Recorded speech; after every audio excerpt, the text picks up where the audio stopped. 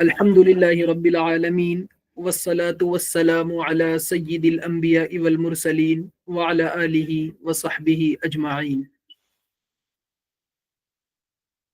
شروع کرتا ہوں اللہ کے نام سے، اور آخری نبی محمد صلی اللہ علیہ وسلم پر درود کے ساتھ کروڑوں درود و سلام ہوں۔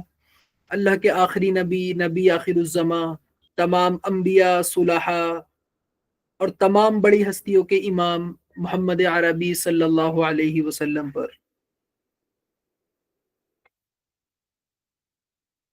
تو آج یہ ہمارا سیکنڈ سیشن ہے under the topic to address the orientalist on prophet Muhammad صلی اللہ علیہ وسلم۔ تو پہلے سیشن میں ہم نے دیکھا، اس کا ایک کوئی ریکیپ لے لیتے ہیں کہ کس طرح سے اورینٹلسٹ کا مطلب مستشرقین کا جو ایک بائزڈ ویو ہے، اور جس بائزڈ لینس لگا کر وہ چیزوں کو دیکھ رہے ہیں، اس کے نتیجے میں یہ انڈرسٹینڈنگ پیدا ہو رہی ہے۔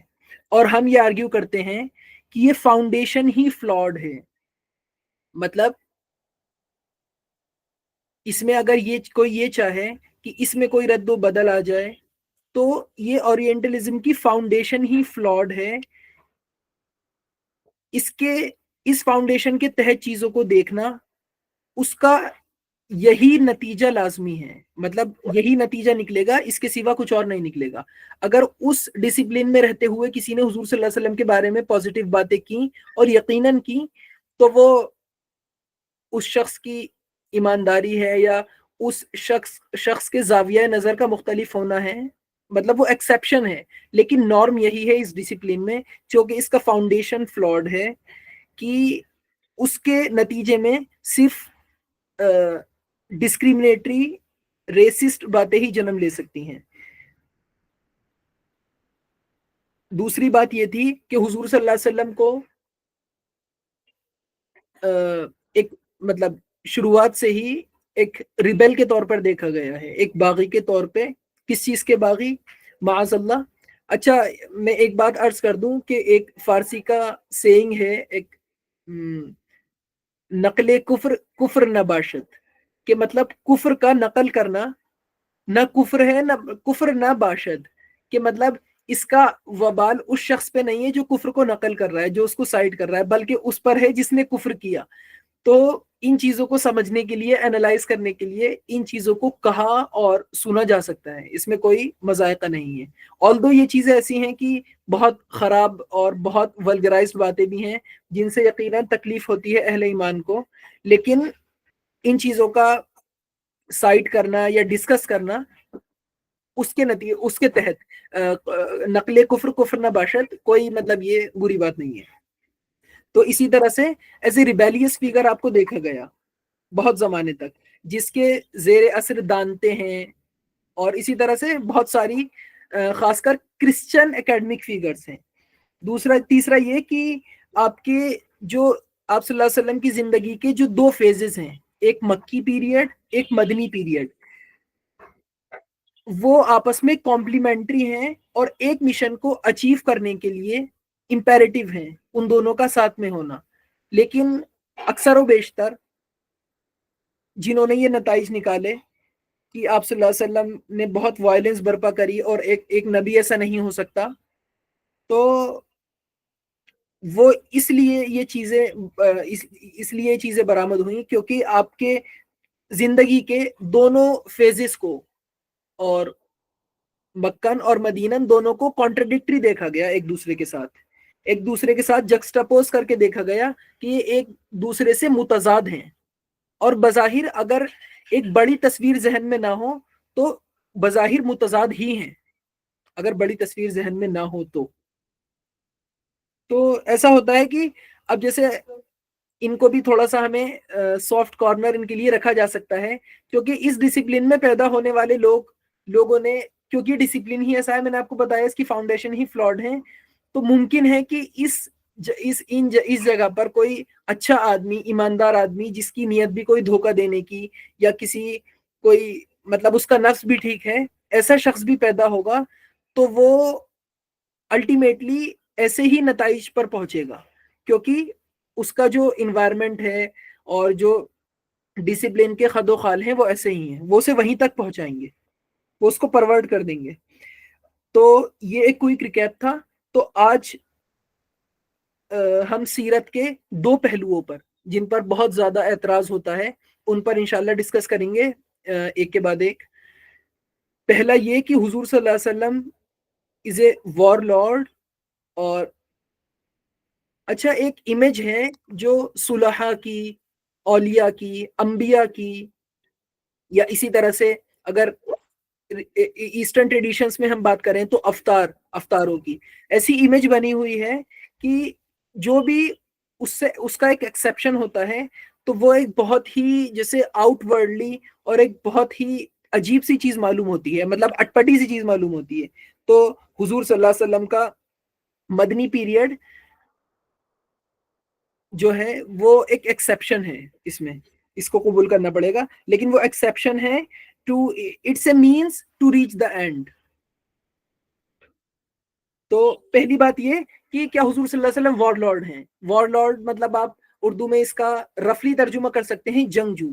تو کیا آپ صلی اللہ علیہ وسلم جنگجو ہیں، محض جنگجو ہیں؟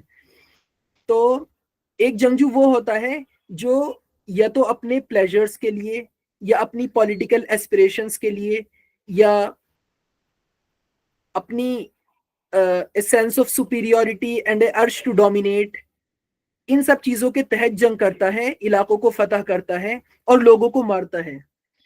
اور ایک وار لارڈ کنی بھی ایتھیکل اسٹینڈرڈز، کسی بھی انسانی حقوق، ہیومن رائٹس یا ان سب چیزوں کا بالکل مطلب ان چیزوں سے صرف نظر کرتا ہے. مطلب وہ اس کے زیر نظر یہ چیزیں ہوتی ہی نہیں اور ہو بھی کیسے سکتی ہیں، کیونکہ وہ ہی is driven by his political ambitions and his hedonistic pleasures. تو جب ہم حضور صلی اللہ علیہ وسلم کی زندگی کو دیکھتے ہیں بوتھ ان مکی پیریڈ اور مدنی پیریڈ میں، تو کہیں بھی ایسا معلوم نہیں ہوتا اگر چیزوں کو فریگمنٹس کے طور پر نہ دیکھا جائے. اگر چیزوں کو فریگمنٹس کے طور پر دیکھا گیا، اگین یہ بات میں ایمفیسائز کر دوں، تو پھر ویسے ہی نتائج برآمد ہوں گے جو ہو رہے ہیں. تو اگر ایز اے کمپریہنسو وے میں حضور صلی اللہ علیہ وسلم کی لائف کو دیکھا جائے تو کوئی بھی نقطہ ایسا ہمارے پاس نہیں ہے جو یہ پروف کرے یا اس کلیم کو تقویت پہنچائے کہ حضور صلی اللہ علیہ وسلم وار لارڈ ہیں. کیونکہ وار لارڈ جیسا کہ میں نے بتایا کہ وہ war lord is driven by his اور ہر پولیٹیکل ایمبیشنز. تو حضور صلی اللہ علیہ وسلم کا جو ڈیمینر ہے، اور چاہے آپ پوری زندگی کو اینالائز کریں یا آپ کے روزمرہ کے شیڈیولز کو اینالائز کریں، تو آپ کا رول ایز اے ایمینسپیٹر ہے، نہ کہ ایک تخریبی قوت کے طور پر. مطلب آپ ایک تخریبی قوت نہیں بلکہ ایک کنسٹرکٹیو فورس ہیں، نہ کہ ایک ڈسٹرکٹیو فورس. تو although he is indeed a warrior، کہیں اپولوجیٹک اختیار کرتے کرتے ایسا نہ ہو کہ ہم اسی بات کو کچھ لوگ ہم میں سے اس کو ٹریویلائز کر دیں کہ محمد صلی اللہ علیہ وسلم از اے واریر، ہی از اے واریر. اور واریر ہونا کوئی بری بات نہیں ہے، وار لارڈ ہونا بری بات ہے. واریر ہونا تو بلکہ ایک پازیٹیو صفت ہے انسان کی اور ایک اسٹیٹس مین کی. اور اسی ضمن میں ایک بہت زبردست قول ہے غالباً مارکس ایریلیس کا کہ a society which separates its scholars from warriors، وہ قول ہے کہ a society which separates its scholars from warriors will have its war waged by weak men. and مطلب وہ اس طرح کا ہے کہ ان میں کیا ہوگا کہ جو ان کی جنگیں لڑیں گے وہ بہت کمزور لوگ ہوں گے اور نہ وہ صحیح معنوں میں اسکالر ہوں گے. تو وہ کوٹیشن انشاءاللہ میں شیئر کروں گا آپ کے ساتھ. تو اسی ضمن میں Osho has something really interesting to say about حضور صلی اللہ علیہ وسلم اس ضمن میں. تو اوشو کہتے ہیں، آلدو اوشو نے بہت نیگیٹو باتیں بھی حضور صلی اللہ علیہ وسلم کے بارے میں کہی ہیں، اور وہ میں بتاؤں گا آپ کو کیوں. تو پہلے پازیٹیو بات نقل کرتے ہیں کہ اوشو کہتے ہیں کہ محمد کی جو تلوار ہے وہ سمبلائز کرتی ہے پیس اور مرسی کو، نہ کہ وہ کوئی تخریبی قوت ہے صلی اللہ علیہ وسلم. تو اس کا مطلب ایک عام تلوار جو ہے وہ کیا سمبلائز کرتی ہے؟ وائلنس سمبلائز کرتی ہے اور ایگریشن سمبلائز کرتی ہے، ڈیٹرنس کی کسی شخص کے پاس کوئی تلوار ہے یا کوئی ویپن ہے تو آبویسلی اٹ ڈیٹرس کہ لوگ اس کی طرف بڑھنے سے ڈریں گے، اس پر حملہ کرنے سے. لیکن حضور صلی اللہ علیہ وسلم کی جو تلوار ہے it's also a deterrent but it symbolises mercy and justice. کس طرح؟ کیونکہ آپ صلی اللہ علیہ وسلم کی جو تلوار ہے وہ جو ولنریبل طبقے ہیں معاشرے کے، کمزور طبقے، مظلوم طبقہ جو ہے معاشرے کا، جو کہ اکثریت مظلوم ہی ہیں، کیونکہ ایلیٹس تو ایک بہت چھوٹی سی ایک مائنیوٹ سی تعداد میں ہیں، جو اکثریت جو ہے وہ مظلوم ہی ہے، and more so in that time and in that society. تو حضور صلی اللہ علیہ وسلم کی تلوار ان لوگوں کو پروٹیکشن اور پرووائڈ کروانے کے لیے ہے، جسٹس کے قیام کے لیے ہے، ایک ایسی عظیم سوسائٹی کے اسٹیبلشمنٹ کے لیے ہے. یہ I was reading this quote the other day کہ پلاٹو نے تو ریپبلک میں جس سوسائٹی کی بات کی ہے، آئیڈیل سوسائٹی کی، حضور صلی اللہ علیہ وسلم نے، یہ کسی بڑے ویسٹرن اسکالر کا قول ہے، حضور صلی اللہ علیہ وسلم نے اس سوسائٹی کو پریکٹیکلی قائم کر کے دکھا دیا. تو حضور صلی اللہ علیہ وسلم کی تلوار وائلنس کے لیے نہیں، یقیناً اس میں جب تلوار چلتی ہے تو وائلنس ہوگا، لیکن وہ وائلنس ایک مختلف نوعیت کا وائلنس ہے، اور وہ ضامن ہے وہ تلوار جسٹس کی، مرسی کی، اور الٹیمیٹ پیس کی، مطلب پیس ایٹ دا اینڈ. تو یہ اوشو کا بہت اچھا قول ہے حضور صلی اللہ علیہ وسلم کے بارے میں. اچھا، اسی ضمن میں حضرت، اس کو آپ سمجھیں گے، حضرت علی کا ایک واقعہ ہے. حضرت علی کسی جنگ میں تھے، مطلب وہ لڑ رہے تھے، اور ایک موقع ایسا آیا کہ حضرت علی قتل کرنے والے تھے ایک مخالف کو. تو اس نے کیا کیا کہ آپ کے منہ پر تھوک دیا. تو حضرت علی فوراً پیچھے ہٹ گئے، جبکہ ایک نیچرل رسپانس کیا ہونا چاہیے کہ کوئی کسی اپنے دشمن کو مار رہا ہے اور اس نے کوئی ایسی حرکت بھی کر دی کہ آگ ببولہ کر دینے والی، تو وہ اس کو مزید اور زیادہ تکلیف دے کر مارے گا. لیکن حضرت علی پیچھے ہٹ گئے اور اس کو جانے دیا. تو بعد میں اس نے دریافت کیا کہ ایسا کیوں کیا، تو حضرت علی نے فرمایا، مطلب اس سے آپ کو اندازہ ہوگا اس قول سے حضرت علی کے کہ وہ تلوار کس لیے ہے اور وہ کیا سمبلائز کرتی ہے.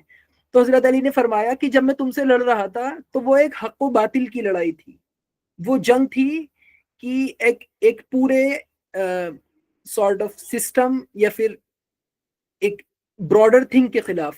لیکن جب تم نے میرے منہ پر تھوکا تو اس میں میرا نفس بھڑک اٹھا، مطلب اس میں میرا نفس شامل ہو گیا، اور میرے نفس نے مجھ سے کہا، جیسا کہ سب کا نفس کہے گا نیچرلی، کہ مطلب وہ نفس، حضرت علی نے فرمایا کہ میرا نفس اس میں شامل ہو گیا، اور جب میں نے دیکھا کہ میرا نفس اس میں شامل ہو گیا تو میں پیچھے ہٹ گیا، کیونکہ میں اپنے نفس کے لیے نہیں بلکہ اللہ کے لیے لڑ رہا ہوں. تو یہ ہے، مطلب ایک ہے اللہ کے لیے لڑائی اور ایک ہے اپنے نفس کے لیے لڑائی، and there is a thin line of difference in realising both of these. اکثر و بیشتر ہوتا کیا ہے کہ انسان اللہ کے لیے لڑتے لڑتے اس کا نفس وہاں پر اس کے ساتھ کب شامل ہو جاتا ہے یہ انسان کو اندازہ نہیں ہوتا، اور پھر وہ اللہ کے لیے نہیں بلکہ اپنے نفس کے لیے لڑ رہا ہوتا ہے.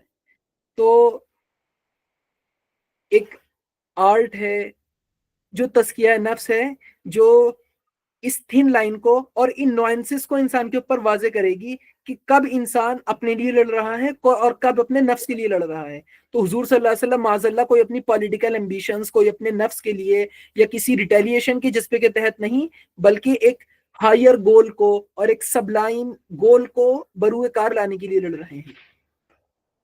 تو اچھا، میں نے کہا تھا کہ اوشو کی نیگیٹو، میں نے پہلے بھی کہا تھا پہلے سیشن میں کہ انشاءاللہ ہم جو لوگوں نے نیگیٹو چیزیں کہی ہیں انہی لوگوں نے جنہوں نے پازیٹیو بھی کہی ہیں ان کو بھی انالائز کرتے ہوئے چلیں گے. تو اوشو نے حضور صلی اللہ علیہ وسلم کو شوونسٹ بھی کہا ہے اور دوسری باتیں بھی کہی ہیں حضور صلی اللہ علیہ وسلم کے بارے میں. تو وہ کیوں؟ اچھا، اوشو سب کے بارے میں بات کرتے ہیں، تو یہ اس کا کوٹیشن ہے، I speak on Mahavir. Osho جو ہیں وہ بیسیکلی جین ہیں. آپ لوگ اوشو سے obviously واقف ہوں گے، تو obviously وہ بعد میں جین نہیں رہے، لیکن وہ اوریجنلی مطلب وہ پیدائشی طور پر جین ہیں. تو جینوں کے جو بھگوان ہیں وہ شری مہاویر. تو ओशो कहते हैं कि I speak on Mahavira as a part of my duty, my heart is never with him, my heart is never with him. मतलब मेरी ज़ौक़ की उनसे कोई मुनासबत नहीं है, लेकिन मैं उनके बारे में इसलिए बात कर लेता हूँ क्योंकि मैं उन्हीं के ट्रेडिशन का एक इंसान हूँ, और मेरे मेरे ऊपर ये फर्ज है कि मैं उनके बारे में बात करूँ। तो महावीरा के बारे में भी ये कहते हैं, मतलब he is too mathematical, he is too calculative, he is not a mystic, he has no poetry of being, he is great, enlightened, but like a vast desert registan, you cannot come across a single oasis in him, but because I was born a Jain, I have to pay some debts, मुझे कुछ कर्जे चुकाने हैं क्योंकि मैं जैन पैदा हुआ हूँ। इसी तरह से फिर वो दूसरे लोगों के बारे में बात करते हैं, जैसे आपने सुना होगा श्री राम के बारे में ही बात कर रहे हैं, तो वो ये कहते हैं कि मैं इन लोगों के बारे में बात तो कर रहा हूँ, लेकिन असल में मेरी इनसे ज्यादा ज़ौक़ी मुनासबत और जहनी मुनासबत नहीं है, लेकिन चूंकि मेरे ऊपर कुछ कर्जे हैं, मैं इनकी डिसिप्लिन में पैदा हुआ हूँ, इसलिए मेरे ऊपर फर्ज है कि मैं इनके बारे में बात करूँ।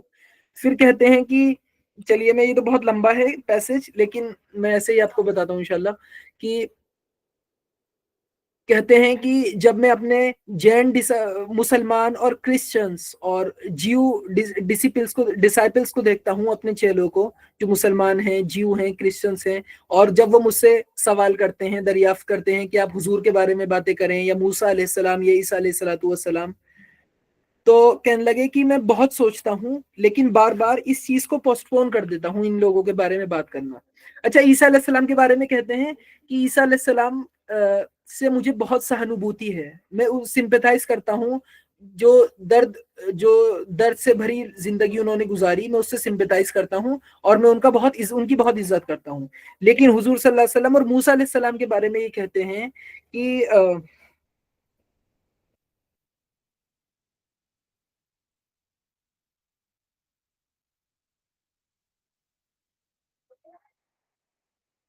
ठीक है, अच्छा एक ये है, but if I meet Mahavir, Moses, मूसा अलैहिस्सलाम और Mohammad on the road, I will pay my respects and escape, क्योंकि मेरी इनसे जहनी मुनासबत नहीं है। अच्छा, मूसा अलैहिस्सलाम और हुजूर सल्लल्लाहु अलैहि वसल्लम से क्यों जहनी मुनासबत नहीं है? वो इसीलिए नहीं है क्योंकि आपके जो लाए हुए ट्रेडिशंस और रिलीजन है, उसमें शरीयत भी शामिल है। ईसा अलैहिस्सलाम किसी शरीयत को लेकर नहीं आए, बल्कि जो शरीयत मूसवी का कंटिन्यूएशन था, जो ईसा अलैहिस्सलाम ने जिसकी तबलीग करी।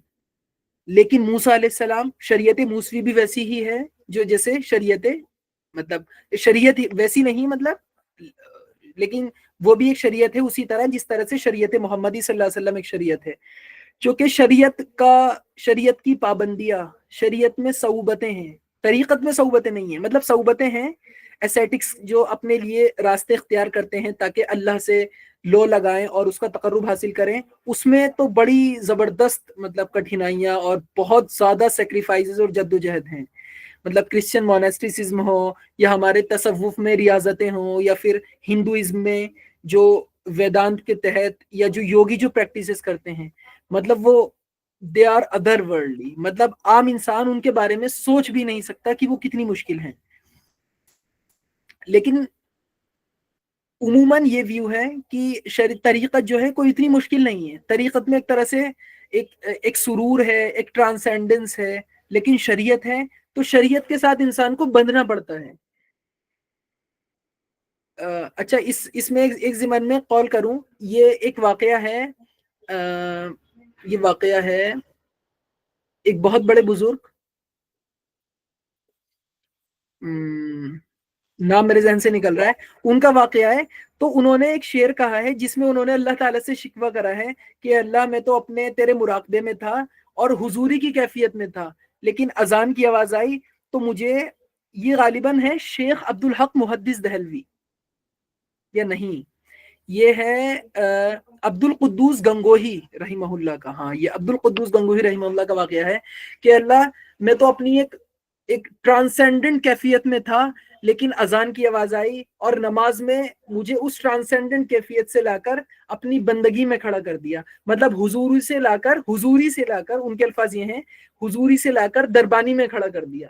लेकिन जो जो जो मोहताज सूफिया होते हैं, وہ شریعت کو بھی شریعت میں بند کر رہتے ہیں. لیکن صوفیہ کی ایک ایسی جماعت بھی ہے جو شریعت سے کٹ جاتی ہے, مطلب شریعت کو وہ بہت ٹریویلائز کر دیتے ہیں. تو بات یہ تھی کہ شریعت جو ہے انسان کو باندھ دیتی ہے. شریعت از بیسیکلی قانون. انسان کا دل نہیں چاہتا کہ وہ قانون کو فالو کرے انٹل اینڈ انلیس وہ قانون اس کی ویلیوز بن گیا ہو. اگر کوئی قانون میری ویلیوز بن گیا اور میری طبیعت میں شامل ہو گیا تب تو میرا دل چاہے گا کہ میں اس کو فالو کروں. لیکن اگر ایسا نہیں ہے تو قانون جو ہے محض جبر ہے. تو اسی طرح سے اگر شریعت سے انسان کو مناسبت نہیں ہے اور اس کے اوپر شریعت تھوپی جائے تو وہ محض جبر ہے. ایک مطلب اس کے لیے وہ ایک ظلم ہے, مطلب اس کے اپنے لیے. تو چونکہ شریعت سے مناسبت نہیں ہوتی اس طرح کے لوگوں کی, اوشو ہوں یا دوسرے لوگ ہوں, تو اس لیے شریعت کی صعوبتیں اور جو مشقتیں ہیں وہ برداشت کرنا ان کے لیے بہت مشکل ہوتا ہے. اور حضور صلی اللہ علیہ وسلم کی زندگی میں مطلب آپ نے شریعت ہمیں دی اور اسی طرح سے موسیٰ علیہ السلام نے شریعت ہمیں دی, تو اسی لیے ان کے طریقت کے پہلوؤں کو تو اوشو جیسے لوگ اپریشیٹ کرتے ہیں, لیکن ان کے دے فیل ٹو انڈرسٹینڈ دس اسپیکٹ. شریعت کا اسپیکٹ ان سے ان کے گلے سے نیچے نہیں اترتا. تو یہ ہے, اس لیے ان کے مزاج جو ہے مختلف ہیں. مطلب عیسیٰ علیہ السلام کا مزاج مختلف ہے اور موسیٰ علیہ السلام کا اور حضور صلی اللہ علیہ وسلم کا مزاج مختلف ہے. مطلب ٹیمپرامنٹ جو ہیں وہ انبیاء میں بھی مختلف ہوتے ہیں, اولیاء میں بھی مختلف ہوتے ہیں. تو یہ کچھ اوشو کے بارے میں, اوشو کے بہت پازیٹیو اینڈ نیگیٹو چیزوں کے بارے میں عرض کرنا تھا, کیونکہ اوشو کا جو ٹیمپرامنٹ ہے اور جو اوشو کا جو ذوق ہے وہ بالکل ایک مختلف ہے. مطلب Osho believes in engaging beautiful Western women in bhakti and that's a different kind of bhakti. I'm sorry for this. تو اوشو کا جو مزاج ہے وہ بہت مختلف ہے. he believes in exploiting and engaging Western women, Western ladies, and he did so. ٹھیک ہے, تو آگے بڑھتے ہیں.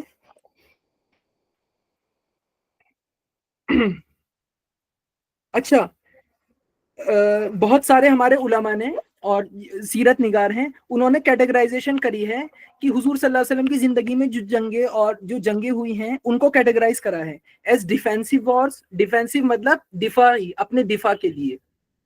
پری ایمپٹیو کا مطلب ہوتا ہے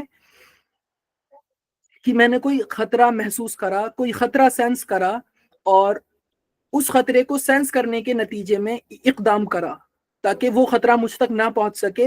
اینڈ آئی نپ اٹ ان دا برڈ, مطلب میں اس خطرے کو اٹھنے سے پہلے ہی ختم کر دوں. تو کچھ آپ کی زندگی میں وارڈز ڈیفینسو ہیں, کچھ پری ایمپٹیو ہیں, اور بعض سیرت نگار علماء کے نزدیک کچھ آفینسو بھی ہیں. تو اسی طرح سے ڈاکٹر طاہر القادری جو ہمارے کنٹمپریری دور کے ہیں, انہوں نے ایک کتاب لکھی ہے اور اسی طرح سے کیٹیگرائز کرا ہے. مطلب it's basically to counter the notions of terrorism, کہ کس طرح سے ٹیررسٹ آرگیو کرتے ہیں کہ اسلام کے اندر ہی مطلب یہ ساری باتیں ہیں. تو اس کو کاؤنٹر کرنے کے لیے وہ کتاب ہے, اس میں انہوں نے یہ کیٹیگرائزیشن کرا ہے, ایک ٹائپولوجی باندھی ہے کہ کس طرح سے کون سی وارڈز حضور صلی اللہ علیہ وسلم کی ڈیفینسو ہیں اور کون سی آفینسو ہیں. تو اس پہ ایک نظر ڈالتے ہیں.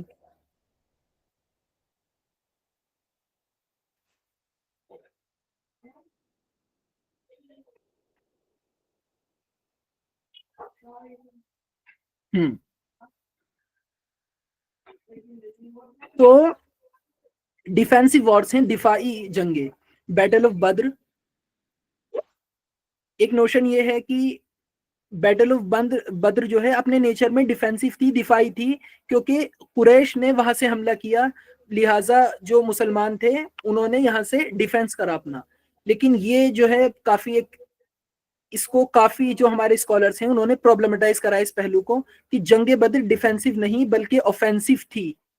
مثلا ڈاکٹر اسرار احمد رحمہ اللہ اور اسی طرح سے جو ہمارے یہ ریولوشنری تھنکرز ہیں وہ یہ کہتے ہیں انہی کے الفاظ میں کہ بیٹل آف بدر جو ہے آفینسو ڈیفینسو نہیں بلکہ آفینس تھی. یہ حضور صلی اللہ علیہ وسلم نے انیشیٹ کری. کس طرح انیشیٹ کری کہ آپ نے جو ट्रेड रूट था मक्कन्स का, तो वो वहां से होकर गुजरता था, तो हुजूर सल्लल्लाहु अलैहि वसल्लम ने उस ट्रेड रूट को एक तरह से जाम कर दिया, बल्कि वहां पर जो उनके काफिले गुजरते थे, तो हुजूर सल्लल्लाहु अलैहि वसल्लम की तरफ से इनिशिएटिव्स हुए और उन काफिलों पे हमला किया गया, ताकि बकौल डॉक्टर इसरार अहमद के ये एक टेक्निक थी चूहे को या सांप को उसके बिल में से निकालकर बाहर लाने की, ताकि वो बाहर आए और हमारे साथ जंग करे और उसके नतीजे में हक का गलबा हो बातिल पर।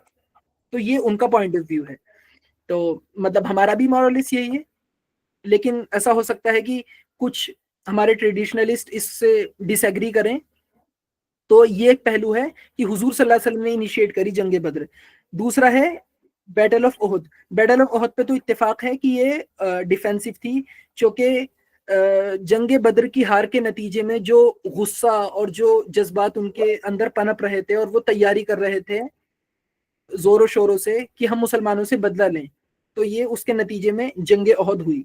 इसी तरह से Ghazwa खंदक, battle of the trench, ये डिफेंसिव वॉर थी against the कोalition of Quraish and allied tribes. जो कुरैश ने, जब कुरैश हमला करने मुसलमानों पर आए और उनके एलाइज भी उनके साथ मौजूद थे, तो उसके नतीजे में जंग गज़वाए खंदक हुई। और इसी तरह से छोटी मोटी जो स्क्रिमिशेस, जो छोटी मोटी जंगे, छोटे मोटे झड़प और झगड़े हुए, तो वो डिफेंसिव नेचर के थे। प्रीएम्प्टिव या प्रीएम्प्टिव को स्ट्रेटेजिक भी बोल सकते हैं। ये कौन कौन सी थी? मसलन बैटल ऑफ हुनैन, जंग हुनैन जो थी वो प्रीएम्प्टिव थी। इसी तरह से तबूक का एक्सपेडिशन जो था वो प्रीएम्प्टिव था। तो ये कैटेगराइजेशन है जो मैंने आपके सामने अर्ज करी। इसमें उलमा का इख्तिलाफ है, खासकर ट्रेडिशनलिस्ट और फंडामेंटलिस्ट का, लेकिन कोई ज्यादा बड़ा इख्तिलाफ नहीं है। और अगर इख्तिलाफ है भी तो कुछ चंद जंगों में इख्तिलाफ है और वो कोई इतना बड़ा नहीं है। तो हम इसको इसी तरह से मतलब किसी के सामने पेश कर सकते हैं जिस तरह से वो अर्ज करते हैं। अच्छा, अब एक बहुत जरूरी चीज कि ये जो जंगें हुई और जिनके तहत हुजूर सल्लल्लाहु अलैहि वसल्लम को वॉर लॉर्ड भी बोला जा रहा है और तमाम तरह के इल्जामात और एलिगेशंस भी लगाए जा रहे हैं, तो आखिर ये कितनी मुहलिक थी, कितनी मुहलिक थी? तो जरा इनका जायजा लेते हैं। ये कितनी मुहलिक थी और कितनी कम मुहलिक थी दूसरी जंगों के नतीजे में, बल्कि दूसरे रेवोल्यूशंस के नतीजे में कितने कम नुकसान से कितना बड़ा मफाद हासिल कर लिया गया। तो मैं कुछ फिगर्स आपके सामने अर्ज करूं, ऑल्दो ये फिगर्स थोड़ी बहुत इनएक्यूरेट हो सकती हैं क्योंकि ये मैंने चैट जीपीटी से ली हैं, तो थोड़ी बहुत इनएक्यूरेसी हो सकती है, लेकिन ज्यादा नहीं, क्योंकि जाहिर है कि इख्तिलाफ भी होगा। अगर फिगर्स में 70, तो ये इख्तिलाफ ये होगा कि 70 नहीं ये 100 है या 80 है। ये नहीं हो सकता कि 70 नहीं 1000 है। तो इतना इख्तिलाफ नहीं होता, थोड़ी बहुत इनएक्यूरेसी हो सकती है, लेकिन ये मोर और लेस एक्यूरेट है। तो ठीक है, मैं आपके सामने अर्ज करता हूँ।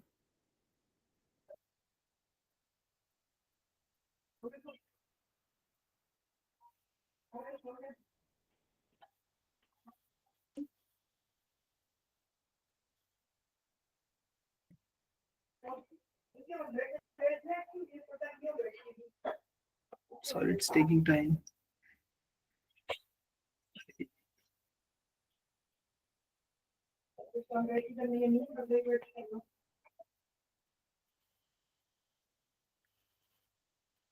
I'm really sorry for this.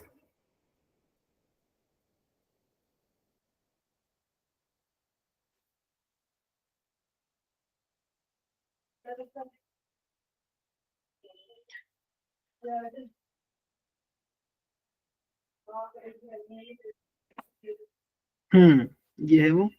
अच्छा, ये कुछ फिगर्स आपके सामने पेश करता हूं, चाहे तो इन्हें नोट कर लें बात के रेफरेंस के लिए।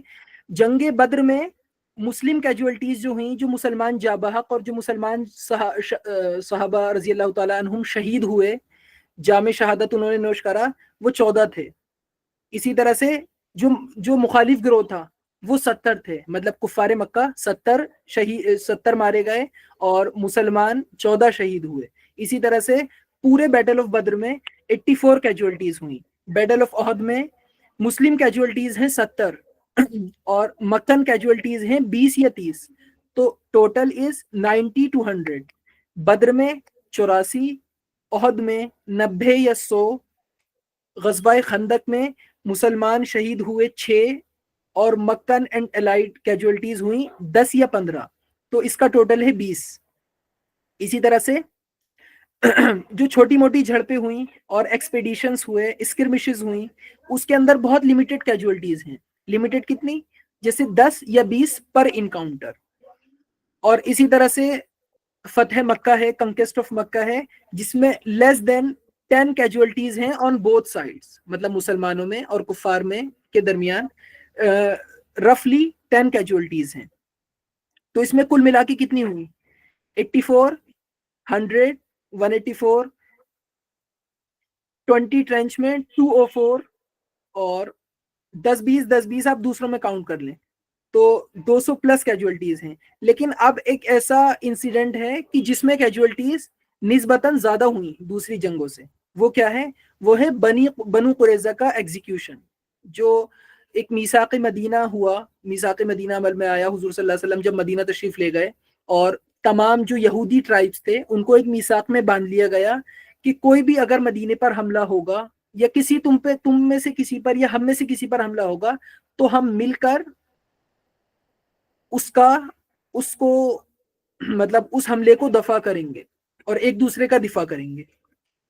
تو اس کے نتیجے میں جب بنو قریظہ نے, اس کو ہم ڈیپلی انالائز کریں گے, کیونکہ اگر یہ ایک پرٹیکولر ایسا واقعہ ہے جس کو بہت زیادہ اٹھاتے ہیں, مطلب ہمارے جو مخالف ہیں حضور صلی اللہ علیہ وسلم کے, وہ کیونکہ ظاہر ہے انہیں بھی معلوم ہے بدر اور احد میں کوئی اتنی زیادہ شہادتیں نہیں ہیں, لیکن چونکہ اس میں 400 یا 900 آدمیوں کو قتل کیا گیا مسلمانوں کی طرف سے, تو یہ کیوں ہوا اور کس طرح ہوا, اور اس میں جو اس کے جو آلٹرنیٹ نیریٹیوز ہیں ٹریڈیشنل نیریٹیو سے ہٹ کر, وہ کیا ہیں, تو ہم ان کو انالائز کریں گے.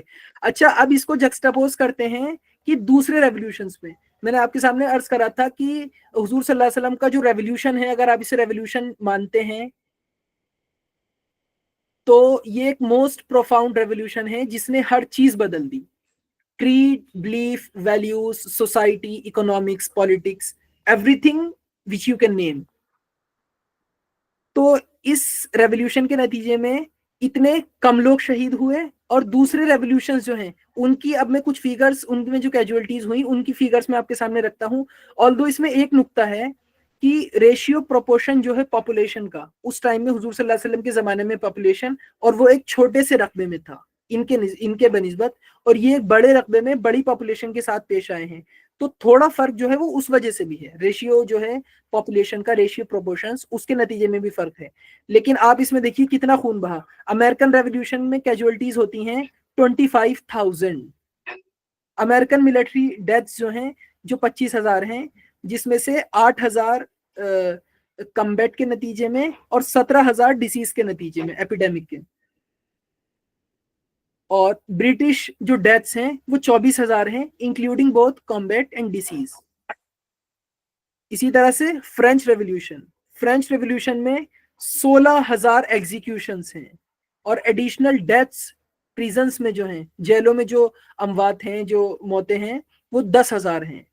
وائڈر ریولیوشنری کانفلکٹس اور جو انٹرنل اپرائزنگ ہوتی رہیں جس کے نتیجے میں obviously ریولیوشن آیا, مثال کے طور وینڈی ریبیلین جو ہے, اس میں 2 لاکھ لوگ قتل ہوئے, 2 لاکھ لوگ نے اپنی جانیں دی. تو ساری ڈیتھ کا اگر ہم ٹوٹل کریں فرینچ ریولیوشن میں تو یہ ہیں کچھ لگ بھگ 3 لاکھ سے 4 لاکھ رفلی. اسی طرح سے رشین ریولیوشن میں ریلیٹیولی لو کیجولٹیز ہیں ان دونوں کے نسبت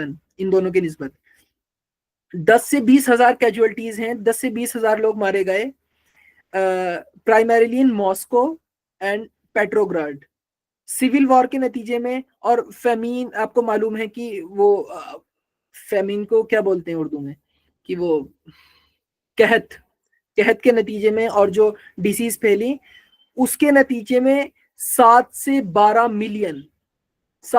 million Russian civil war which is from 1917 to 1923, 7 سے 12 ملین لوگ اس میں مارے گئے, اور سیویلین ڈیتھ جو تھیں وہ 8 سے 10 ملین تھی. اسی طرح سے چائنیز ریولیوشن ہے جس میں ایسٹیمیٹڈ ڈیتھس ہیں 3 لاکھ لوگ, चाइनीज सिविल वॉर है जिसमें 6 से 8 मिलियन डेथ सिविलियन डेथ्स हैं, सिविलियन डेथ्स। इसी तरह से सेकंड सिनो जापानीज वॉर है जो ओवरलैपिंग है मतलब चाइनीज सिविल वॉर से, उसमें 20 मिलियन लोग। इसी तरह से दूसरे बहुत सारे मैक्सिकन रेवोल्यूशन है जिसमें 1 से 2 मिलियन लोग, क्यूबन रेवोल्यूशन है जिसमें 5 से 20,000 लोग, और इसी तरह से ईरानियन रेवोल्यूशन भी है जिसमें 3,000 से 60,000 तक, मतलब इसमें बहुत डिस्पैरिटी है स्कॉलर्स के बीच में, लेकिन 3,000 से 60,000 तक जाने गई। और दूसरी जो वॉर्स होती रही, इराक में जो जंगें हुई और उसके नतीजे में 5 लाख लोग मारे गए। इसी तरह से इंडियन रिबेलियन है अंग्रेजों के खिलाफ, वियतनाम का रेवोल्यूशन है। तो मैंने आपके सामने ये दोनों चीजें, दोनों फिगर्स रखी, तो आप अंदाजा करें कि उसमें कितने कम लोग, मतलब जिनका होना ना होने के बराबर है, मतलब 100 की तादाद में और इधर मिलियंस की तादाद में डेथ्स और कैजुअलिटीज हो रही हैं। ऑल्दो एक पहलू, एक नुक्ता जो है टू बी ऑनेस्ट वो अर्ज करना चाहिए कि रेशियो प्रोपोर्शन जो है पॉपुलेशन के मुख्तलिफ हैं। तो ये है। और दूसरा ये भी देखना चाहिए कि अरब की जो सोसाइटी थी वो एक ट्राइबल सोसाइटी थी जहां वॉर और ये सारी चीजें छोटी छोटी बातों के लिए जंग होती थी। मतलब अगर आप सीरत का मुताला करें तो खानदानों के बीच में जो जंगें होती थी वो छोटी छोटी चोरियों के पीछे, छोटी छोटी दुश्मनियों के पीछे हजारों हजार की तादाद में जो है लोग मारे जा रहे हैं। तो ये एक पार्ट एंड पार्सल था उस लाइफ का, अरब सोसाइटी का, जिसको हुजूर सल्लल्लाहु अलैहि वसल्लम ने बढ़ावा नहीं दिया लेकिन उसमें पार्ट लिया, लेकिन क्योंकि उसमें पार्ट लेना वाज कंपलसरी। मतलब अगर आप किसी सोसाइटी में हैं और उस सोसाइटी के नॉर्म्स के मुताबिक ही ऑब्वियसली चलना पड़ेगा। मतलब एक इंसान को अल्लाह ने जो पैदा करा है उसका एक मखसूस इन्वायरमेंट है, और वो जो इन्वायरमेंट था अरब का वो बहुत ही ज्यादा ऑफेंसिव, बहुत ही ज्यादा एग्रेसिव इन्वायरमेंट था। कि मतलब जहां पर अगर जस्टिस का आर्बिटर किसी चीज को माना जाता था तो वो सॉर्ड को, तलवार को। तो इस खतरनाक माशरे में हुजूर सल्लल्लाहु अलैहि वसल्लम ने जंगों को एथिकल बनाया। अच्छा, इसे एक एनालॉजी से समझें कि बहुत सारे जो हिंदू स्कॉलर्स भी हैं ईमानदार, वो जब मुसलमानों का दिफा करते हैं, मिसाल के तौर पे एक बहुत मशहूर हैं, वो जिनके लंबे लंबे से बाल हैं, क्या नाम है उनका, नाम मेरे जहन से निकल रहा है, तो आप लोगों को मालूम होगा। तो वो कहते हैं कि ये जो 4 शादियां हैं, तो कहने लगे ये एक से बढ़ाकर 4 नहीं की इस्लाम में। और जाहिर है ये तो हमारे स्कॉलर्स की तरफ से भी नुक्ता आता है, बल्कि एक सेक्सुअल एनार्की और एक प्रोमिस्क्यूइटी की जो फिजा थी अरब में, और जो एक एक्सप्लॉइटेशन था औरतों का, और जिस तरह से औरतों को समझा जाता था एज मियरली सेक्स ऑब्जेक्ट्स या फिर इसी तरह से, तो उसको आपने एक स्ट्रक्चर में, उसके लिए आपने एथिकल स्ट्रक्चर फराहम करा कि किस तरह से उस एनार्की को खत्म किया जाए। और ऑब्वियसली जब इतनी खतरनाक एनार्की है तो उसको घटाकर एकदम एक नहीं किया जा सकता, मतलब ये वो लोग आर्ग्यू करते हैं, तो इसलिए आपने उसको 4 करा। तो इसी तरह से जो खतरनाक माहौल था, ऑफेंसिव और बड़ा तशद्दुद पसंद माहौल, उसको आपने एथिकलाइज करा, उसको आपने मॉरल बनाया, और आपने जो कमांड दी अपने कमांडर्स को, और खुद भी ऑब्वियसली जिन पर पहले अमल करा। या मिसाल के तौर पे ये एक बहुत मशहूर है कि जब हजरत अबू बकर ने एक लश्कर को रवाना करा तो उसमें शायद 10 निकात हैं जो आपने उनके सामने उनको हुक्म दिए। तो उसमें अगर हम जनरली देखें उन निकात को, उन नुक्तों को, तो उनमें क्या है कि तुम्हें किसी औरत पर हमला नहीं करना, किसी बच्चे को नहीं मारना, किसी टेम्पल या फिर जो दूसरे अदियान हैं उनकी जो इबादत गाहें हैं या माबद हैं उन पर हमला नहीं करना। अगर तुम किसी, you will certainly come across some monastery, किसी मोनेस्ट्री को तबाह नहीं करना, और किसी एसेटिक या ऐसा शख्स जो अपनी इबादत में मशगूल है, मतलब वो पंडित हो या फिर क्रिश्चियन मोनेस्टिक हो, तो उनको कोई हार्म नहीं पहुंचाना। तो आप देखिए कि किस तरह से एथिकलाइज किया जा रहा है वॉरफेयर को, एक ऐसे कॉन्टेक्स्ट में जहां वॉरफेयर को कंप्लीटली अवॉइड करना इम्पॉसिबल है। मतलब इम्पॉसिबल भी है, इरेशनल भी है, और नुकसानदेह भी है। जिस तरह से ओशो अर्ज करते हैं कि हाँ, ओशो की बात मैं पूरी आपके सामने अर्ज नहीं कर पाया, अब मेरे जहन में आई कि वो कहते हैं कि हुजूर सल्लल्लाहु अलैहि वसल्लम की मर्सी और जो आपके अंदर जो रहम है उसका ये तकाजा था कि आप तलवार उठाते। अगर आप थोड़े से भी संगदिल होते या आप थोड़े से भी इनडिफरेंट होते चीजों को लेकर कि मुझे क्या करना है, तो आप तलवार ना उठाते। मतलब ये आप देखिए किस तरह से पूरा पर्सपेक्टिव चेंज हो रहा है कि अगर आपके अंदर संगदिली होती, आमतौर पे क्या समझा जाता है कि जिसने तलवार उठाई उसको वो संगदिल है, लेकिन उस कॉन्टेक्स्ट में अगर आप संगदिल होते तो आप तलवार ना उठाते और बहुत इन ए पैसिफिस्ट वे आप दावत देते रहते, तबलीग करते रहते। लेकिन चूंकि आप एक एक you you were A specimen of creation, आप जो है मर्सी का एक नमूना थे, रहम का एक नमूना थे, इसलिए आपने तलवार उठाई। तो ये है। तो इसी तरह से जो हुजूर सल्लल्लाहु अलैहि वसल्लम का मिशन था, चूंकि देखिए कोई भी रेवोल्यूशन है या कोई भी इतना कॉम्प्रिहेंसिव चेंज है, तो हर निज़ाम के साथ उसके जो एलिट्स हैं और उस निज़ाम को जो चलाने वाले हैं उनके मफाद वाबस्ता हैं। मतलब उनके इंटरेस्ट जो है, पर्सनल इंटरेस्ट, वो वेस्टेड हैं उस निज़ाम के साथ। इसलिए उस निज़ाम पर कोई भी हमला वो दर हकीकत वो उसे अपने ऊपर हमला समझेंगे। तो इसलिए ये बात बहुत नेचुरल है, बहुत फितरी है कि अगर आप किसी भी निज़ाम के खिलाफ बोलें या किसी भी निज़ाम के खिलाफ इक़दाम करें, तो उस निज़ाम के तहत, मतलब उस निज़ाम से परवान चढ़ते हुए लोगों को सबसे ज़्यादा उससे तकलीफ पहुंचेगी। या मिसाल के तौर पे अगर आप कम्युनिज्म की बात करें तो सबसे ज़्यादा तकलीफ पहुंचेगी वो फाइनेंशियल एलिट्स या बिजनेस टाइकून्स को पहुंचेगी। तो ये जो निज़ाम था अरब का, खासकर जो मतलब मक्का में जो प्रेवेलेंट था, वो ट्रेड जो मोनोपली थी मक्कन्स की, मतलब कुरैश की जो ट्रेड मोनोपली थी ना, क्योंकि ये तमाम अतराफ में इनके कबाइल थे, ट्राइबल सोसाइटी थी, तो तमाम कबीले अपने अपने बुत को लाते थे और काबा में रख दिया करते थे साल में एक बार। तो मक्कन्स जो थे, अहले कुरैश, वो इसके रखवाले थे, इसके कस्टोडियन थे, मुतवल्ली थे। तो एक तरह से वो ट्राइब आते थे और अपने बुत को, मतलब अपने खुदा को उनकी उनकी उनकी कस्टडी में दे दिया करते थे कि ये हमारे खुदा हैं। तो इसके नतीजे में होता क्या था, बहुत सारे प्रिविलेजेस थे जो अरबों को, अहले कुरैश को मिलते थे। मिसाल के तौर पे उनके काफिले जब जाते थे, जिसका तस्करा जैसे ली इलाफी कुरैश इलाफीहिम रिहलत अश-शिताई वस-सैफ, शिता का काफिला और सैफ में, तो इस तरह से उनके काफिलों को कोई टच नहीं करता था। क्यों? क्योंकि उनके खुदा उनके कस्टडी में है, काबे में है, और वो समझते थे कि अगर हमने इन्हें कुछ करा, इनके काफिले लूटे, तो ये हमारे खुदा को नहीं छोड़ेंगे। तो मतलब ऐसे भी खुदा हैं।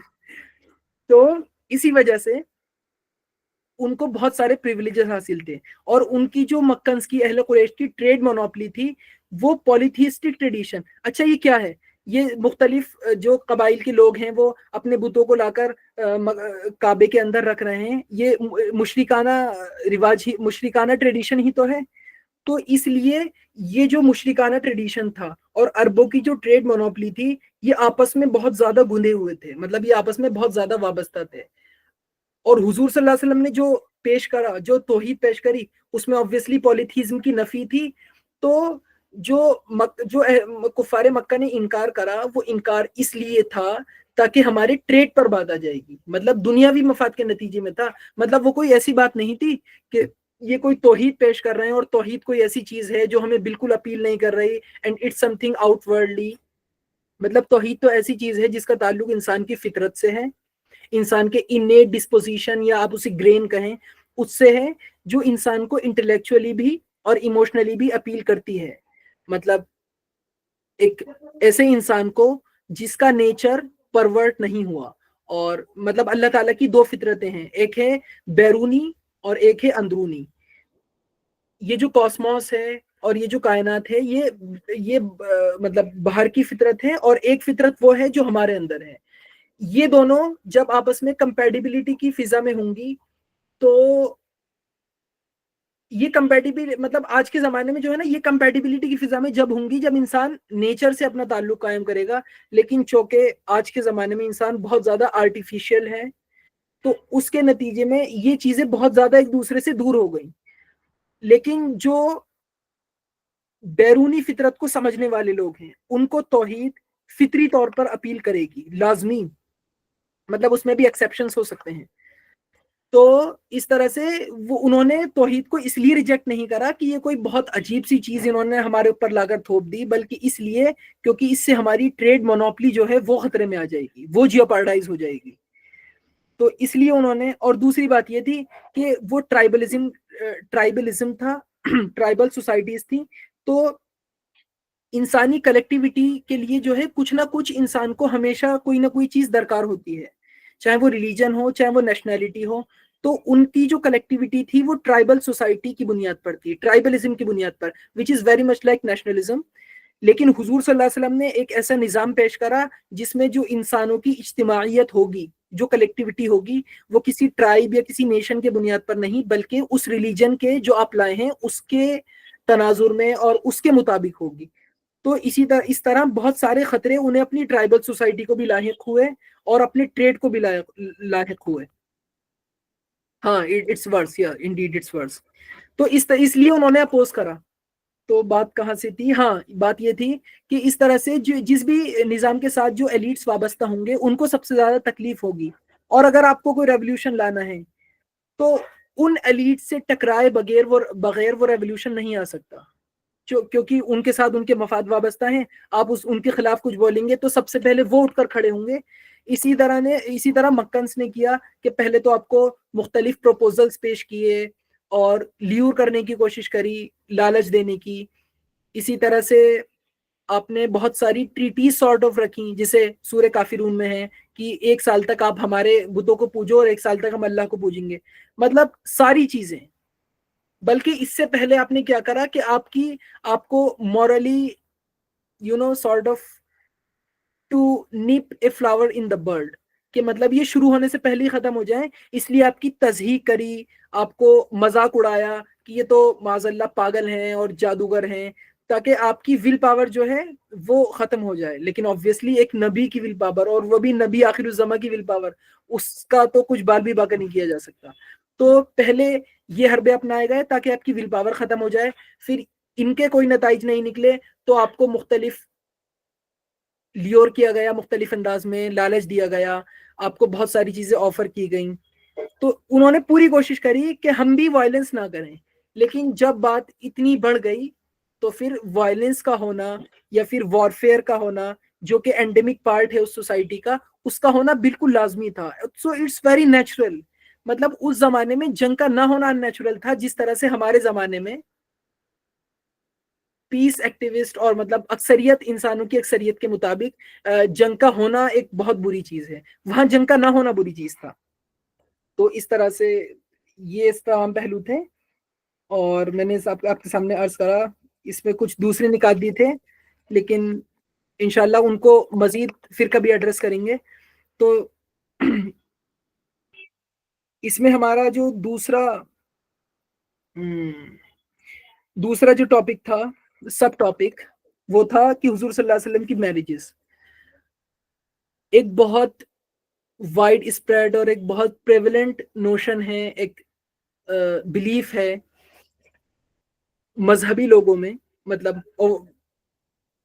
ابھی نہیں، اٹس اینشنٹ ٹائمز میں، میڈیول ٹائمز میں اور اب بھی، کہ سیلیبسی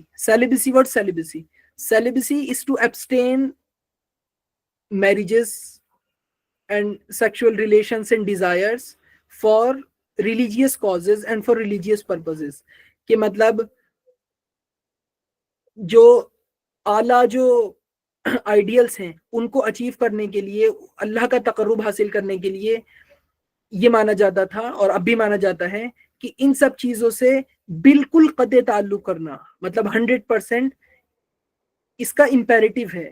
جب تک یہ نہیں ہوگا تو اس چیز کو حاصل نہیں کیا جا سکتا. تو سیلیبسی جو ہے اسے پریفرڈ پریکٹس امنگ اسیٹکس. اسیٹکس مطلب جو دنیا کے ترک کرنے والے، مطلب ان کو کیا بولتے ہیں، راہب، نو ناٹ راہب، ہاں راہب رائٹ. راہبین کے جو درمیان ہے یہ بہت جو ہے پریفرڈ پریکٹس ہے سیلیبسی. تو لیکن جب ہم جائزہ لیتے ہیں انبیاء کا اور پورے ٹریڈیشن کا، تو ایسے بھی انبیاء ہیں کہ جنہوں نے بہت زیادہ شادیاں کریں، تعدد ازواج ہیں، ایسے بھی ہیں جنہوں نے ایک شادی پر اکتفا کیا، اور ایسے بھی ہیں جنہوں نے بالکل شادی کی ہی نہیں۔ تو ایسا نہیں ہے کہ یہ ایک بہت کامن پریکٹس ہے، اور یہ ایک پری ریکویزٹ ہے اس لائف کے لیے، اس ٹرانسینڈنٹ لائف کے لیے، چونکہ ہمیں ہر طرح کی مثالیں مل جاتی ہیں۔ اور یہ ایک ذوقی بات بھی ہے، مطلب یہ ذوق پر ڈیپینڈ کرتا ہے۔ ذوقی بات انشاءاللہ میں بعد میں عرض کرتا ہوں اس کے اینڈ میں۔ اور جیسے مثلا عیسیٰ علیہ السلام سے عرض کیا گیا کہ تو عیسیٰ علیہ السلام نے فرمایا کہ میں شادی کروں ایک ایسے موقع پر جبکہ میری قوم پر عذاب کا کوڑا برسنے والا ہے۔ مطلب ایک ایمرجنسی کی سچویشنز ہوتی ہیں جس میں مصلحت کے تحت کوئی نبی شادی نہیں کرتا، یا ذوق کے مطابق بھی ہو سکتا ہے، اور بہت ساری ایسی مصلحتیں بھی ہو سکتی ہیں سوشیو پولیٹیکل، یا پھر اللہ کے احکام بھی ہو سکتے ہیں کہ جس کے مطابق شادیاں متعدد بھی ہو سکتی ہیں، جیسے حضور صلی اللہ علیہ وسلم کی اور دیگر انبیاء کی ہیں۔ جیسے ابراہیم علیہ السلام کی 2 شادیاں ہیں، اور سلیمان علیہ السلام کی تو شاید کہا جاتا ہے 300 یا نہیں بلکہ 700 تک فیگرز ہیں کہ حضرت سلیمان علیہ السلام کی 700 بیویاں تھیں۔ تو 300، 400، 700 ان میں اختلاف ہے۔ ہاں، امام بخاری اور امام ابن تیمیہ نے کبھی شادی نہیں کری۔ تو یہ ذوقی بات بھی ہوتی ہے کہ شادی کرنا یا نہ کرنا۔ تو اب بتائیے جو لوگ جو اس حدیث کو پیش کرتے ہیں کہ فمن رغب عن سنتی فلیس منی، کہ جو میری سنت سے رغبت نہیں رکھتا یا اعراض کرتا ہے وہ مجھ میں سے نہیں ہے، تو لوگ اس کا غلط اطلاق کرتے ہیں۔ غلط اطلاق کس طرح کہ کوئی شخص ہے تو اس کا ذوق، اس کا ٹیمپرامنٹ ایسا نہیں ہے، تو اس نے شادی نہیں کری، تو لوگ اس پر تھوپیں گے کہ چونکہ تم شادی نہیں کر رہے، اس کا لازمی مطلب یہ ہے کہ تو حضور صلی اللہ علیہ وسلم کی تو مطلب حضور صلی اللہ علیہ وسلم کی جو کمانڈ ہے اور جو نکاح کا ریکمنڈیشن ہے، مطلب نکاح کا پورا ٹریڈیشن ہے، تم اس کو ڈس لائک کر رہے ہو۔ تو اس طرح سے لٹرلسٹ طریقے سے چیزوں کو نہیں دیکھنا چاہیے، بلکہ دیکھنا چاہیے کہ لوگوں کے ذوق مختلف ہوتے ہیں۔ کچھ لوگ ایسے ہوتے ہیں کہ جن کو یہ احساس ہوتا ہے کہ جس سچویشن میں ہم ہیں کہ یہ بہت ایمرجنسی کی سچویشن ہے اور ہم اس میں شادیاں نہیں کر سکتے، اور ٹیمپرامنٹس ایسے بھی ہوتے ہیں کہ ان کے لیے ضروری ہوتا ہے کہ مطلب متعدد ازواج ہوں، ایک سے زیادہ بیویاں ہوں، اور ایسے بھی ہیں کہ جن کی مثال کے طور پہ جیسے امام ابن تیمیہ، امام بخاری، تو اب ہم کیا یہ کہیں گے کہ یہ لوگ جو ہے حضور صلی اللہ علیہ وسلم کی سنت پر نہیں ہیں؟ یا حضرت نظام الدین اولیاء، یا پھر بہت مطلب انگنت مثالیں ہیں، یا پھر جو علامہ اقبال کے بہت بڑے شاعر ہیں اور بہت بڑے صوفی پروفیسر یوسف سلیم چشتی، ڈاکٹر اسرار احمد کے استاد، اسی طرح سے بہت، مطلب اگر لسٹ بنانا شروع کریں تو بہت بڑی ایسی تعداد ہے۔ تو it's a matter of temperament, ذوق اور مزاج کی مناسبت ہے انسان کی یا نہیں، یہ اس پر ڈیپینڈ کرتا ہے۔ تو اسی طرح سے حضور صلی اللہ علیہ وسلم کی شادیوں کا تھوڑا جائزہ لیتے ہیں کہ ایک جو کامن نوشن ہے ان لوگوں کے بیچ میں، ان لوگوں کے درمیان، وہ یہ ہے کہ آپ نے سینشول گریٹیفیکیشن کے لیے شادیاں کریں۔ تو اس کا ایک بہت نیچرل اور بہت آسان سا جواب جو ہے وہ یہ ہے کہ حضور صلی اللہ علیہ وسلم نے اپنی پیک یوتھ جو تھی وہ ایک شادی کر کے گزاری، ایسے سوسائٹی میں جہاں پرومسکیوٹی اور جہاں یہ انارکی، سیکشل انارکی، یہ چیزیں اپنی پیک پر تھیں۔ اس سوسائٹی میں آپ نے اپنی 25 سالہ زندگی اور پیک آف ہز یوتھ یعنی 25 سے 50 سال حضرت خدیجہ کے ساتھ گزاری، اور کہیں دوسری طرف نگاہ اٹھا کے بھی نہیں دے گا۔ تو اس کا اگر حضور صلی اللہ علیہ وسلم کی شادی معاذ اللہ کوئی شہوت پرستی کے طور پر یا ان مقاصد کے تحت ہوتی تو ایسا نہ ہوتا، اور یہ حضور صلی اللہ علیہ وسلم کی جو 11 شادیاں ہیں یہ آپ کی شروع کے ادوار میں ہی ہو گئی ہوتی ہیں آپ کی زندگی کے۔ تو ایک یہ بہت آسان سا جواب ہے اس کریٹیسزم کا مطلب رسپانس کہ آپ نے 50 سال کی زندگی گزاری۔ اچھا، ہم جو ہے نا انشاءاللہ ایسا کریں گے کہ آج حضور صلی اللہ علیہ وسلم کی 6 شادیوں کا، اور پھر اگلی نشست میں حضور صلی اللہ علیہ وسلم کی 6 شادیاں وہ کس مقاصد کے تحت ہوئیں اس کا جائزہ لیں گے۔ تو سب سے پہلے تو آپ کو معلوم ہے کہ 25 سال کی عمر میں حضرت خدیجہ ام المومنین حضرت خدیجہ سے شادی ہوتی ہے، اور وہاں سے پروپوزل آتا ہے حضور صلی اللہ علیہ وسلم کے پاس، اور اس کے نتیجے میں شادی ہوتی ہے، اور آپ 25 سال مطلب majority part of his married life جو ہے وہ آپ حضرت خدیجہ کے ساتھ گزارتے ہیں، اور حضرت خدیجہ کے انتقال کے بعد آپ بہت مغموم ہیں، بہت غم کی فضا ہے. اور اس میں ایک نکتہ ہے، وہ چلیے وہ انشاءاللہ وہ لیو اٹ. تو آپ بہت غمگین ہیں، اور گھر پر بچے ہیں، لڑکیاں ہیں، چھوٹے چھوٹے بچے ہیں، ان کی ذمہ داری کے لیے مطلب کسی آپ کے نبوت کے فرائض بھی ہیں، آپ کی تعلیم و کتاب و حکمت ہے، تزکیہ ہے. مطلب you are one of the busiest person in that time. تو اس ٹائم میں ایک ضرورت تھی کہ کوئی نہ کوئی گھر پر بچوں کا گارجین موجود ہو. تو اسی لیے حضرت خولہ ان کا نام ہے.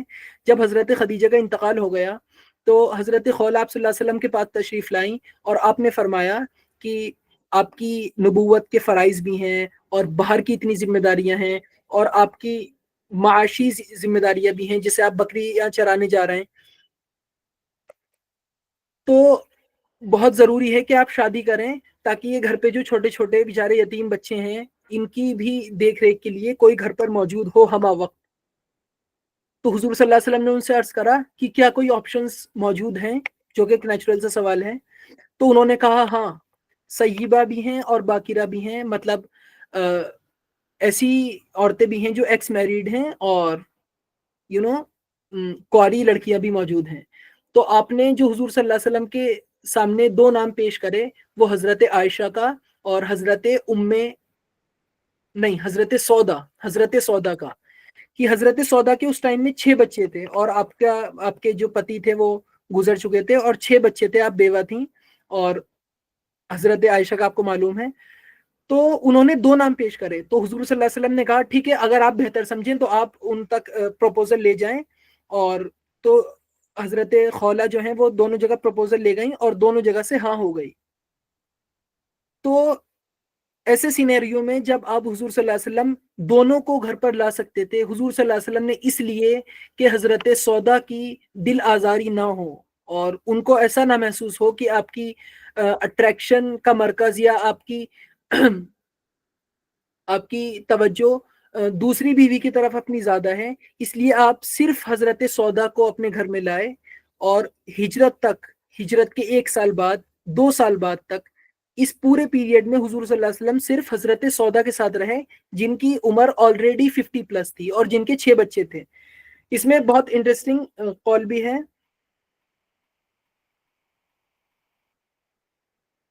تو اس طرح سے 2 شادیاں ہو گئیں، اور تیسری شادی حضرت عائشہ سے نکاح تو ہو چکا تھا، لیکن حضور جب رخصتی جب ہوئی ہجرت کے، مطلب جب آپ مدینہ پہنچ چکے، اس کے دوسرے سال میں رخصتی ہوئی. اور وہ بھی آپ نے تاکہ حضرت سودا کی دل آزاری نہ ہو، آپ سے پہلے پوچھا، آپ سے اجازت لی، جبکہ آپ کو اجازت لینے کی ضرورت نہیں تھی. لیکن مطلب یہ تو آپ کا اعلیٰ اخلاق ہے کہ آپ نے اجازت لی حضرت سودا سے کہ اسی طرح سے معاملہ ہے، اور اگر تم چاہو تو میں تمہیں آزاد کر سکتا ہوں، اور اگر تمہیں مطلب تکلیف ہوگی اس بات سے کہ میں انہیں اپنے گھر میں لے آؤں. تو آپ نے عرض کرا کہ نہیں، اب تو میرے لیے اس سے زیادہ فخر کی بات کیا ہو سکتی ہے کہ میں قیامت کے دن آپ کی بیوی بن کر اٹھوں. تو اس طرح سے پھر آپ جو ہے ہجرت کے 2 سال بعد حضرت سودا اور حضرت عائشہ کے ساتھ رہے. تو یہ 3 شادیاں ہو گئیں. اچھا، حضرت سودا کے ضمن میں ایک بہت اچھا ایک واقعہ ہے جو میں عرض کرتا ہوں. حضرت سودا بنت زما، آپ کے 6 بچے تھے. تو جب حضرت خولہ آپ کے پاس پروپوزل لے کر گئیں تو آپ ریلکٹنٹ تھیں اس پروپوزل کو قبول کرنے کے لیے. کیوں؟ کیونکہ آپ کو معلوم تھا حضور صلی اللہ علیہ وسلم نبی ہیں، اور آپ کی اتنی زیادہ ذمہ داریاں ہیں، دنیاوی بھی اور دینی بھی. تو آپ کو یہ احساس ہوا کہ یہ جو 6 بچے ہیں میرے، چھوٹے بھی ہیں جن میں تھوڑے بڑے بھی ہیں، یہ آپ کو ڈسٹریکٹ کریں گے اور آپ کو آپ کے مشن میں ڈسٹرب کریں گے. تو پھر یہ ریزرویشن، یہ تحفظات تھے آپ کے ذہن میں. تو آپ نے پھر یہ حضور صلی اللہ علیہ وسلم سے عرض کرا. تو حضور صلی اللہ علیہ وسلم نے دیکھیے جواباً کتنا فصیح اور کتنا بلیغ بات عرض کری اس خدشے کے نتیجے میں جو حضرت سودا کو تھا. آپ نے فرمایا کہ the best women ever to have ridden the backs of camels are the virtuous women of the Quraysh, who are the most affectionate towards small children and the most excellent in doing good to their husbands when they are wealthy, when the women are wealthy. इसको दोबारा पढ़ता हूँ. The best women ever to have ridden the backs of camels are the virtuous women of the Quraysh, who are the most affectionate towards small children and the most excellent in doing good to their husband and when the women are wealthy. तो आपने इस तरह से उनके इस खदशे को बिल्कुल दूर करा अपने इस फसी और बलीग कौल से, और इसके नतीजे में आपकी शादी हुई. अच्छा, इसमें एक ज़िमनी नुक्ता है, एक मतलब सेकेंडरी सा नुक्ता है कि उस जमाने में भी जो औरतें थीं वो ऊंटों पर सफर किया करती थी, घोड़ों पर सफर किया करती थी. तो it's a critic of our misogynist tradition which has been there in religious circles. तो ये जो औरतों को ड्राइव करने पर जो ममानियत थी और जो औरतों को अभी तक ड्राइव करने तक रोका जाता था सऊदी अरब में या दूसरे जो मुसलमान ममालिक हैं, सो कॉल्ड मुसलमान ममालिक हैं, सो कॉल्ड इस्लामिक ममालिक हैं, मुसलमान तो ऑब्वियसली हैं. तो इसका क्या जवाब था, और अब वो जवाब कहाँ चला गया कि जिसके नतीजे में औरतों का ड्राइव करना नाजायज था. जबकि हम देखते हैं कि सीरत में और हुजूर सल्लल्लाहु अलैहि वसल्लम के पीरियड में औरतें ऊंट पर सफर कर रही हैं, घोड़ों पर सफर कर रही हैं. तो आप ये खुद सोचें कि ऊंट पर और घोड़े पर सफर करना ज्यादा रिवीलिंग है या फिर किसी कार में बैठकर जो एक बहुत कोजी सा स्पेस है उसमें ड्राइव करना ज्यादा रिवीलिंग है. मतलब बेपर्दगी का ज्यादा खतरा कहाँ है, ऊंट पर सफर करने में या फिर कार चलाने में? तो ऑब्वियसली ऊंट पर सफर करना, तो एक ऊंट, तो ऊंट की जो वेस्ट है वो भी सब प्लेन नहीं है, सपाट नहीं है. तो जब हुजूर सल्लल्लाहु अलैहि वसल्लम ने और औरतों की तारीफ भी करी, और ऐसा हमें सीरत में कोई हुजूर सल्लल्लाहु अलैहि वसल्लम का हुक्म नहीं मिलता, या अगर आप लोगों के मतलब अगर आप लोगों के मुताले में ऐसा कुछ हो तो बिल्कुल जरूर अर्ज करें. मतलब it's not a rhetorical question, it's a genuine one, कि कोई पूरी सीरत में ऐसा हुजूर सल्लल्लाहु अलैहि वसल्लम का हुक्म नहीं है जहां अपने औरतों को सवारी करने से, ऊंटों पे या घोड़ों पर सवारी करने से मना करा. तो इन्होंने क्यों मना करा?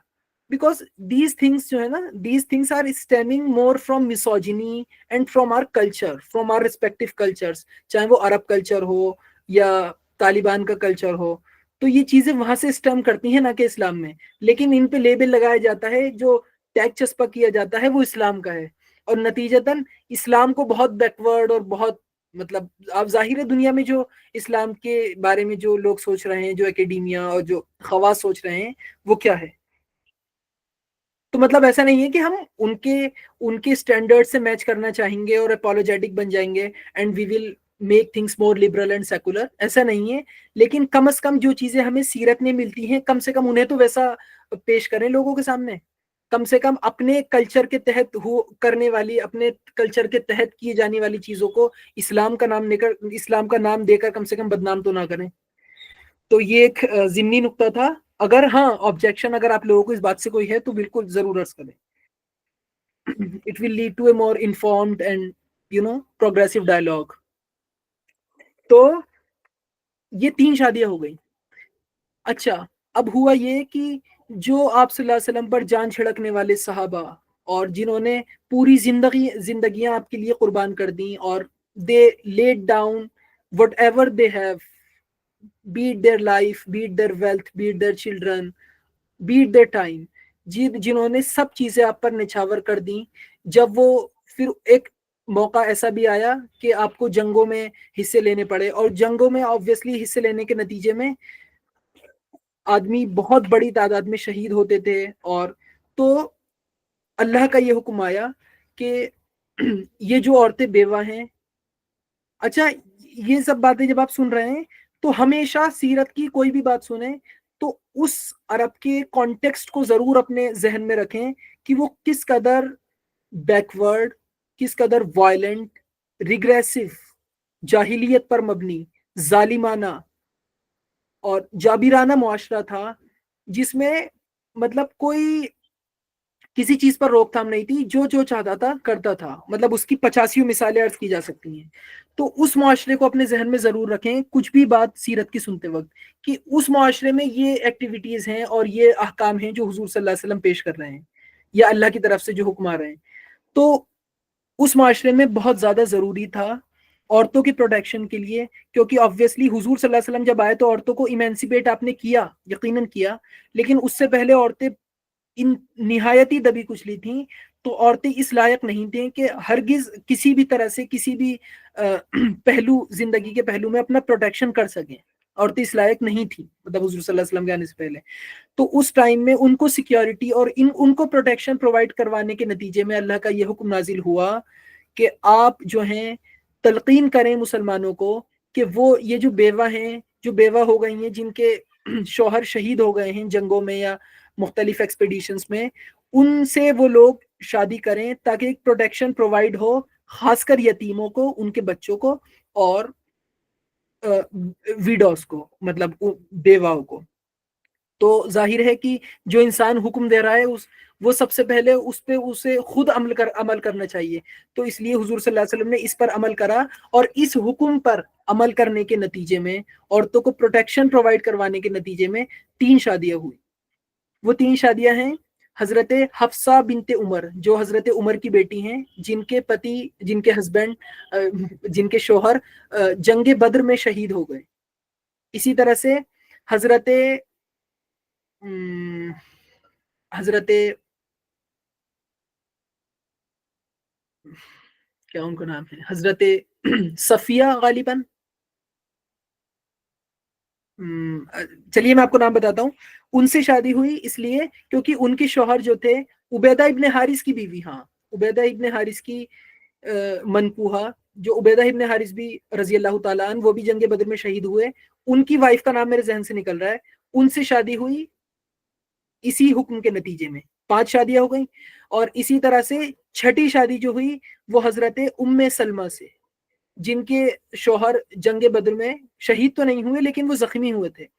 तो इस हुक्म के तहत 3 शादियां हुई पहले जमाने में, और आपकी पीक यूथ में 3 शादियां। उसके बाद अल्लाह का हुक्म कि जो बेवा हो गई, जिनके बच्चे यतीम हो गए, जिनको इस खतरनाक माशरे में कोई प्रोटेक्शन भी हासिल नहीं है, हजरत जैनब, हाँ, हजरत जैनब बिनते हारिसा गालिबन, राइट, शायद हजरत जैनब, तो हजरत जैनब, तो ये 3 शादियां इस उससे हुई। तो इंशाल्लाह हम इसको यही मौकूफ करते हैं 6 शादियों पर। और इंशाल्लाह अगली जो 5 शादियां हैं, और हजरत मारिया इब्ने किब्तिया जो आपकी स्लेव हैं, उनके बारे में भी हम, मतलब 6 अब हो गई और 6 जब, उनके बारे में इंशाल्लाह हम अगले सेशन में बात करेंगे। इसमें एक बहुत ही लतीफ पहलू है कि हुजूर सल्लल्लाहु अलैहि वसल्लम की इतनी शादियां क्यों, और आपके ज़ौक़ के ऊपर एक बहुत ही लतीफ सी और एक बहुत नुआंस्ड एक बात है। वो मैं चाहूंगा कि कल मैं असद भाई से डिस्कस कर रहा था, तो असद भाई इस टाइम मीटिंग में मौजूद हैं क्या? तो असद भाई ने, अच्छा, शुड आई कॉल हिम? तो उन्होंने एक बहुत पहलू बताया जो एक बहुत ही लतीफ पहलू था। तो मैं उस पहलू को इसलिए अर्ज नहीं कर रहा, I M A crude man, और मैं उस, अगर I M A materialist person, सो अगर मैं उस पहलू को, उसकी लताफत का हक अदा नहीं कर पाऊंगा, और उसको शायद मैं और उतनी अच्छी तरह पेश ना कर पाऊं, तो इंशाल्लाह उसको वही अर्ज करेंगे। तो इस टाइम मैं एक बार, शुड आई कॉल हिम?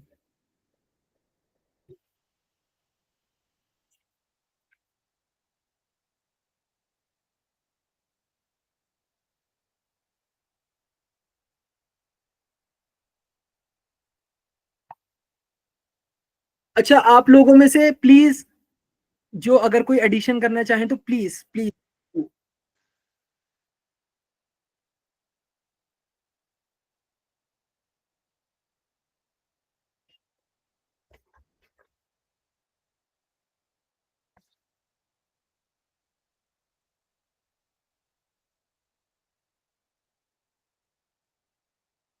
और हाँ, जो वेस्टर्न क्रिटिक्स हैं और जो हुजूर सल्लल्लाहु अलैहि वसल्लम की शादियों को बहुत ज्यादा तनकीद का निशाना बनाते हैं, हम ये भी कहेंगे कि फिर वही एक ओरिएंटलिस्ट पॉइंट ऑफ व्यू से आप सल्लल्लाहु अलैहि वसल्लम की लाइफ को एक मैकेनिस्टिक व्यू ऑफ अंडरस्टैंडिंग के साथ देखते हैं, एक बहुत ही ज्यादा लिटरलिस्ट अंडरस्टैंडिंग के साथ देखते हैं, आपकी लाइफ को फ्रेगमेंट्स में देखते हैं।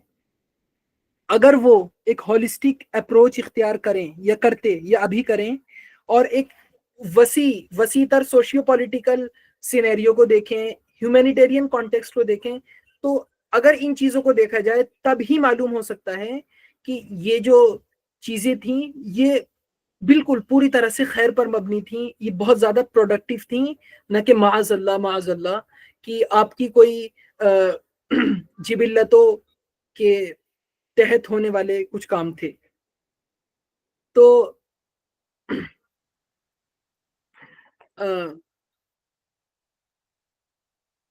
اسد بھائی میں نے وہی بات عرض کری کہ ایک بہت لطیف پہلو ہے کہ وہ حدیث ہے کہ حضور صلی اللہ علیہ وسلم نے کہا کہ اللہ نے مجھے 3 چیزیں پسند کروائی ہیں: خوشبو، عورتیں اور نماز میری آنکھوں کی جی ٹھنڈک جی ہے. جی جی پلیز بھائی اوور ٹو یو، اس کو آپ اچھی طرح عرض کریں پلیز. جی السلام علیکم. میں معذرت چاہتا ہوں، مجھے بیچ میں جانا پڑ گیا، کچھ کام آ گیا تھا ضروری، تو میں نے کال ڈراپ کر دی، مجھے کرنی پڑی. تو یہ حدیث جو میں اصل میں دیکھیں حدیث کا نہ تو میں نے ایسے کوئی علم حاصل کیا، تو نہ میں علم حدیث جانتا ہوں، اور نہ میں نے کوئی علماء سے شرح وغیرہ پڑھی ہے. لیکن اس کی ایک اشاری مطلب کوئی اگر شرح کر دیں اشارتاً کوئی ہم بات کریں اس پر، تو مجھے لگتا ہے وہ کر سکتے ہیں، اس کی ہمیں گنجائش ہے کرنے کی. تو یہ حدیث جو ہے، مطلب جو لوگ عام طور پر ایک تاثر بناتے ہیں کہ آپ صلی اللہ علیہ وآلہ وسلم جو خواتین کے یا عورتوں کے بارے میں جو آپ کا رویہ ہے، تو اس میں ایک وہ سیکشولائزڈ اور ایک ہائیلی کیا کہیں گے اس کو، ایروٹک انوالومنٹ جو ہے وہ فیمینائن کے ساتھ ان کا دکھایا جاتا ہے، کہ جو آپ کا جو انگیجمنٹ ہے with the female, it is erotic یا اٹ از سیکشولائزڈ.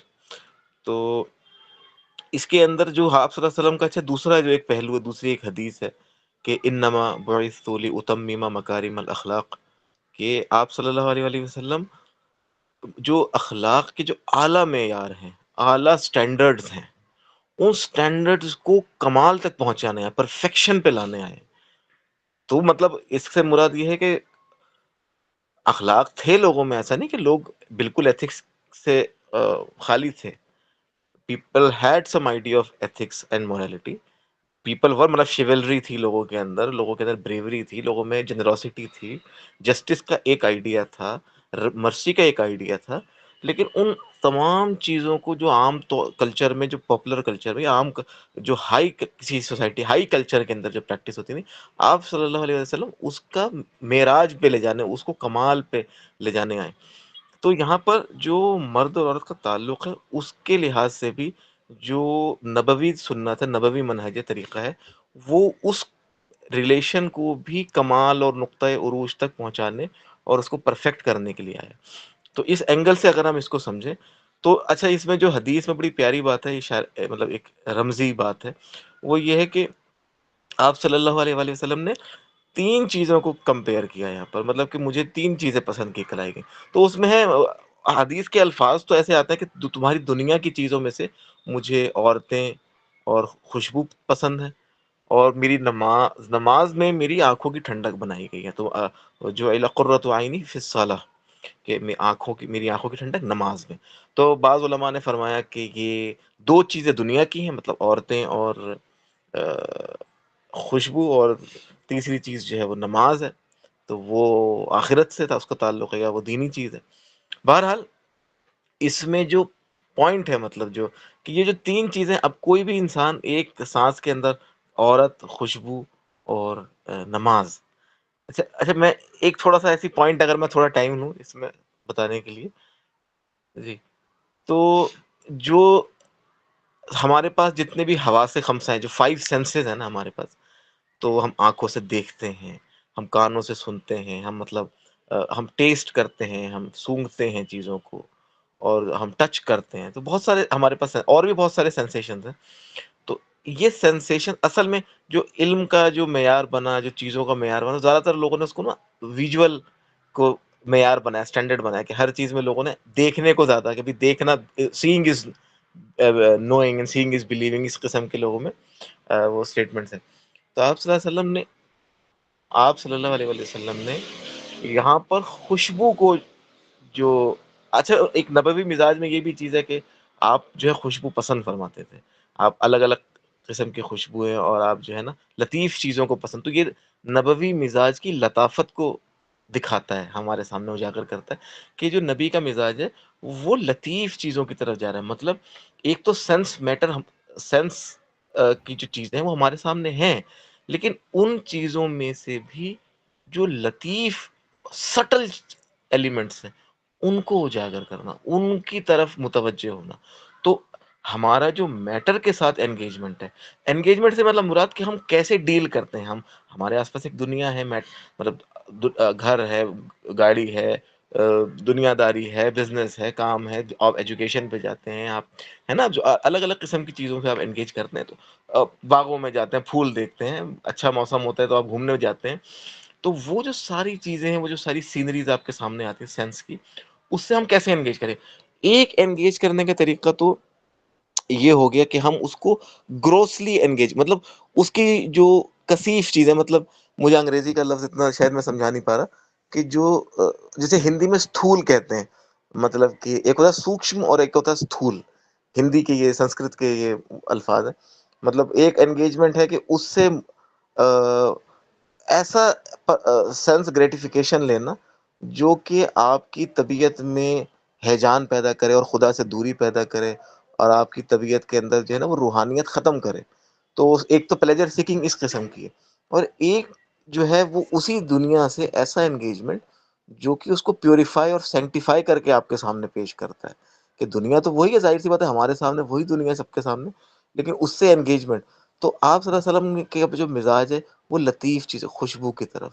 دیکھیں خوشبو کی کیا خاصیت ہے کہ وہ اپنے آپ کو ڈیفیوز کرتی ہے، ڈسیپیٹ کرتی ہے، وہ ختم ہو جاتی ہے اور دوسروں کو فائدہ پہنچاتی ہے. تو اس میں سیلف سیکریفیشل ایک کوالٹی ہے. ویسی نماز جو ہے وہ انکساری کی ہے اور اس میں تواضع ہے. اور آپ صلی اللہ علیہ وسلم کو عورت کا بھی یہ پہلو کہ جس میں وہ انکساری ہے، مودت ہے، وہ مطلب اس میں اپنے آپ کو نچھاور کر دینا، اپنے آپ کو سیکریفائس کر دینا. تو یہ جو چیز ہے آپ صلی اللہ علیہ وسلم کو یہ پسند تھی عورت میں، نہ کہ اس کی وہ جسمانی اور جو شہوانی جو خصوصیات ہیں وہ اس کی طرف آپ کی توجہ نہیں تھی. آپ کی توجہ اس کی روحانی، کیونکہ آپ صلی اللہ علیہ وسلم نے یہ بھی فرمایا کہ جو بہترین جو اس دنیا میں چیز ہے، جو تخلیق ہے اللہ تعالیٰ کی، اس دنیا کی جو بہترین نعمت ہو سکتی ہے وہ ایک المرأۃ الصالحہ، وہ ایک نیک عورت ہے. اس سے زیادہ کوئی بڑی نعمت اللہ کے لیے، اللہ کی اپنے بندوں کے لیے نہیں ہو سکتی. تو مطلب یہاں جو پورا پرسپیکٹو ہے کہ آپ صلی اللہ علیہ وسلم اخلاق کو انسان کے عروج پر اور کمال پہ لے جانے آئے. تو اس میں ہمارا جو سیکشول انرجیز ہیں وہ بھی ان کو، ان کی پہلے تو تہذیب کرنا اور ان کا تزکیہ کرنا، اور ان کو اس ریلیشن کے اندر ہم روحانی اسپیکٹس کو دیکھنا اور اس کو ایک پاکیزگی کے ساتھ اس کو جینا اپنی زندگی کو. تو یہ جو اسپیکٹ ہے نا، کیونکہ جو اورینٹلسٹ ہیں وہ تھوڑا سا ان کی نظر سے یہ چیزیں اوجھل ہو جاتی ہیں. اچھا وہ جن پری سپوزیشنز کو لے کے چلتے ہیں تو وہ یہ رہتی ہے کہ بھئی ایک انسان ہے، اس کی جو اغراض و مقاصد ہیں وہ یہی ہوتے ہیں کہ وہ سینشل پلیجر چاہتا ہے، وہ پاور چاہتا ہے، وہ یہ مطلب وہ basically they read into history all of these materialistic narratives and motives into historical figures. وہ یہ سمجھنے کو شاید بہت ان کے لیے مشکل ہوتا ہے کہ کیسے کوئی انسان سیلف سیکریفیشل ہو سکتا ہے، آلٹروئسٹک ہو سکتا ہے. تو ان کا جو مین فوکس ہوتا ہے وہ اسی پہ ہوتا ہے، اگر آپ ان کی چیزیں پڑھیں تو کہ وہ کسی طریقے سے اس کو ایسے انٹرپریٹ کرتے ہیں. تو وہ سبھی کے ساتھ کر رہے ہوتے ہیں. وہ اب جیسے آپ نے وہ فلم دیکھی ہوگی، وہ شاید ابھی جو وہ مشہور مطلب یہ چیزیں اس قسم کی کہ جیزس کے بارے میں بھی وہ ایسی باتیں کر جاتے ہیں. کون سی فلم تھی وہ ریان؟ ایک آئی تھی نا جس میں جیزس کی شادی دکھائی تھی، اور پھر وہ بڑی مشہور ایک ہوئی تھی فلم بیچ میں. اچھا وہ ایکٹ بڑا بڑا 10-15 سال پہلے شاید ایک فلم تھی، اچھا ایلومیناٹی وغیرہ کا، اس میں کچھ مطلب اس قسم کی کچھ فلم تھی. تو وہ مطلب وہ انہیں فیسینیٹ کرتا ہے کہ یہ بڑے بڑے لوگ کیسے فال کر سکتے ہیں. دیٹ آئیڈیا فیسینیٹ، کیونکہ ہم فالن ہیں تو ہم دوسرے کو بھی ویسے ہی دیکھنا چاہتے ہیں، ہو سکتا ہے یہ اس کے اندر کچھ.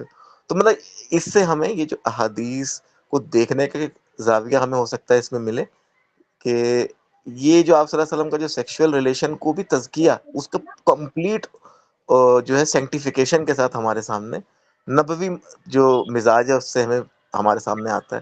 اللہ تعالیٰ میں عمل کی توفیق عطا فرمائے. کچھ سمجھیں تو اگر اچھا آپ کو کچھ سمجھ میں آیا، خیر سمجھ میں آئی تو وہ اللہ تعالیٰ کی طرف سے، اور بھائی میرے منہ سے کوئی غلط سلط نکل گیا تو اس کو معاف کریں، کیونکہ میں کچھ ایسا اتنا اس میں مجھے علم نہیں ہے کہ علم ارے حدیث بھائی ایسی وغیرہ بات مجھے کر رہے نہیں ہیں. ہے، تو میں اچھا کچھ میں جو غلط سمجھا سمجھا، تو مجھے معاف کر دیجیے.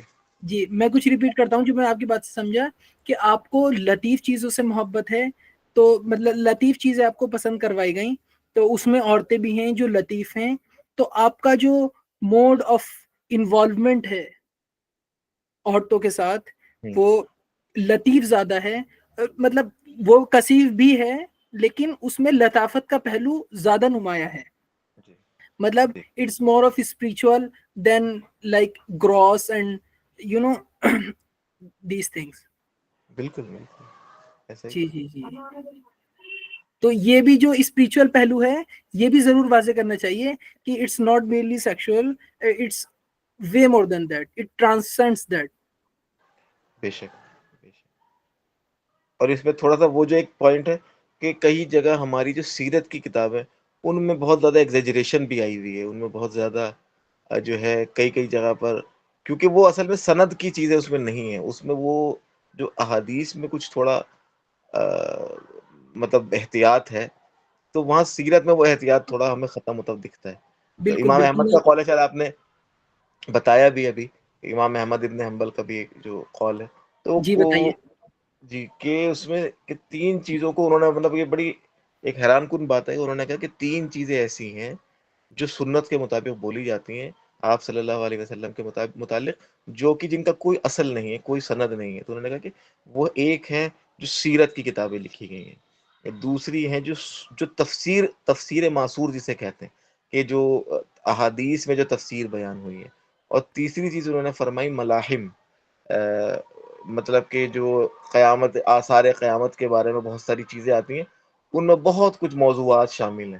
تو احادیث مطلب جو سیرت کے باب میں نا بہت ساری موضوعات ہیں، تو اس میں خواتین کے ساتھ تعلق کے جیسے کچھ بڑی ایسی احادیث ہیں جو مطلب زیب نہیں دیتی کہ ان کو بیان کیا جائے، رسول اللہ کے شایان شان نہیں ہے، اور آپ کے بہت ایسے واقعات کے آپ نے معاذ اللہ لوگوں کو مطلب قتل کروایا اور ان کے پیچھے اسیسنز بھیجے، اس قسم کے کچھ واقعات ہیں جو یہ سیرت کی کتاب، اور سیرت میں کیا ہے کیونکہ سند نہیں ہے، بیسیکلی کہانی چل رہی ہے، تو اس لیے بھی تھوڑا ہم جب ڈیفینڈ کر رہے ہوتے ہیں رسول اللہ کو تو اپنی ٹریڈیشن کی بھی کچھ چیزوں کو دیکھ کے یہ کہاں کہاں پر ان آتھینٹک چیزیں ہماری ٹریڈیشن میں شامل ہو گئی ہیں، اور اسرائیلیات کے نام پر تفسیریں آ گئی ہیں، وہ پوری تفسیر جو حدیث کے نام باب میں جو آئیں گے نا، مطلب تفسیر کے باب میں جو احادیث آئیں گے ان میں بہت ساری اسرائیلیات شامل ہیں. ویسے یہ بہت سارے نیریٹیوز بادشاہی زمانوں میں، سلطانی جو سلاطین کے زمانے ہیں نا، ان کے زمانے میں حضور صلی اللہ علیہ وسلم کے بارے میں بہت ساری چیزیں ایسی آ گئیں کہ وہ تھوڑا سا اپنا بھی شاید ہو سکتا ہے اس میں کچھ ان کا نیریٹو شامل ہو یا جو بھی ہو، تو اس میں احتیاط برتنا چاہیے کہ تھوڑا ہم وہ ساری چیزیں ایک دم سب نقل نہ کر دیں جو لوگ کہتے ہاں.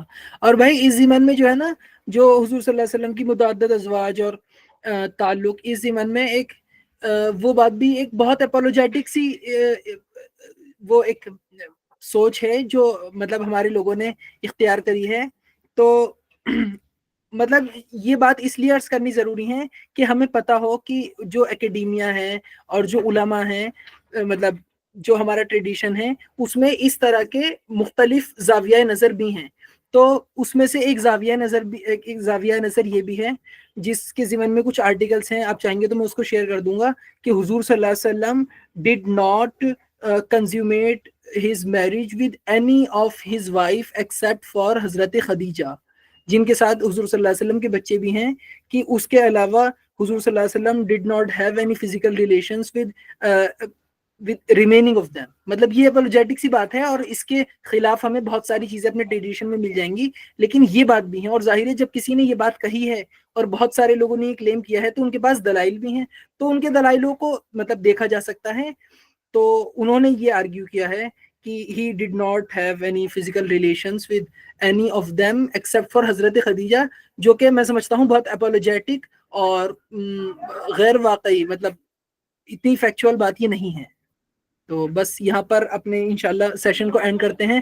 مبارک بھائی یا اور جتنے دیگر حضرات ہیں ماشاءاللہ یہاں تو سب ایسے ہیں کہ وہ مجھ سے they are more well read in terms of سیرہ and everything than me. تو اگر کوئی ایڈیشن کرنا چاہیں تو پلیز ڈو. اچھا ایک بات یہ اور کہ آج جو ہے بہت سارے پہلو رہ گئے. مثلا میں نے کہا تھا بنو قریظہ کو ڈیپلی انالائز کریں گے کہ بنو قریظہ کو میں جو سب سے زیادہ ہم نے دیکھا نا کہ سیرت کے واقعات میں جو سب سے زیادہ کہیں پر اگر بظاہر جگر جسے اگر یہ لوگ اسے ایز وائلنس فریز کریں یا جہاں سب سے زیادہ تشدد ہوا ان کے مطابق وہ بنو قریظہ کے ساتھ ہوا, تو ہم اس کو بھی انالائز کریں گے اچھی طرح. لیکن اب چونکہ وقت کی قلت ہے تو انشاءاللہ یہ سب چیزیں نیکسٹ سیشن کے لیے, اور دوسرے بھی کچھ نکات تھے جو رہ گئے تو انشاءاللہ وہ نیکسٹ سیشن میں ہم دیکھتے ہیں. جزاک اللہ.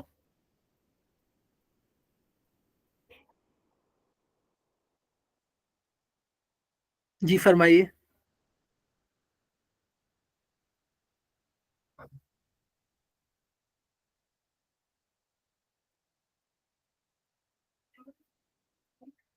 تو کوئی کوشچن آنسرز یا کوئی کمنٹس یا کوئی ریکمنڈیشنز ایڈیشنز اینی تھنگ؟ مبارک بھائی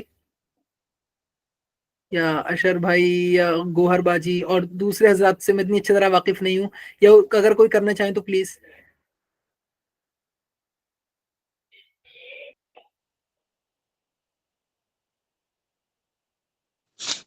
نہیں بھائی کوئی بہت کوئی دماغ میں نہیں آ رہا نکتہ, بس وہ جو مطلب بہت ایکسپریسو وہ تھا سیشن, اور جو بھائی نے ابھی جو وہ جو مطلب سٹل سی جو بات بتائی نا وہ بہت وہ تھی, کیا کہتے ہیں, کافی انفارمیٹیو تھی.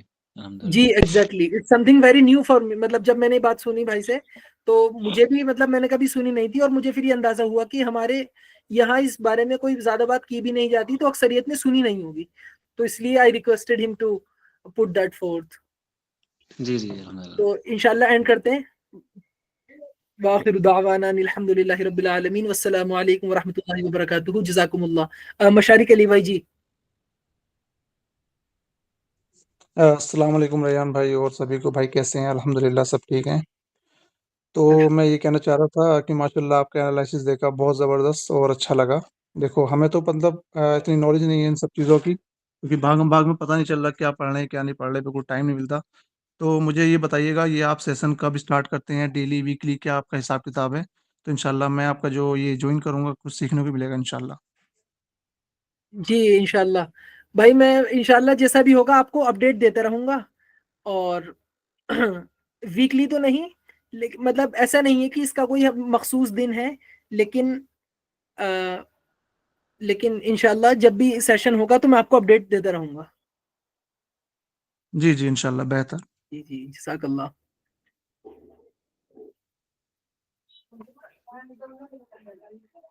ٹھیک ہے, السلام علیکم ورحمۃ اللہ وبرکاتہ. جزاکم اللہ.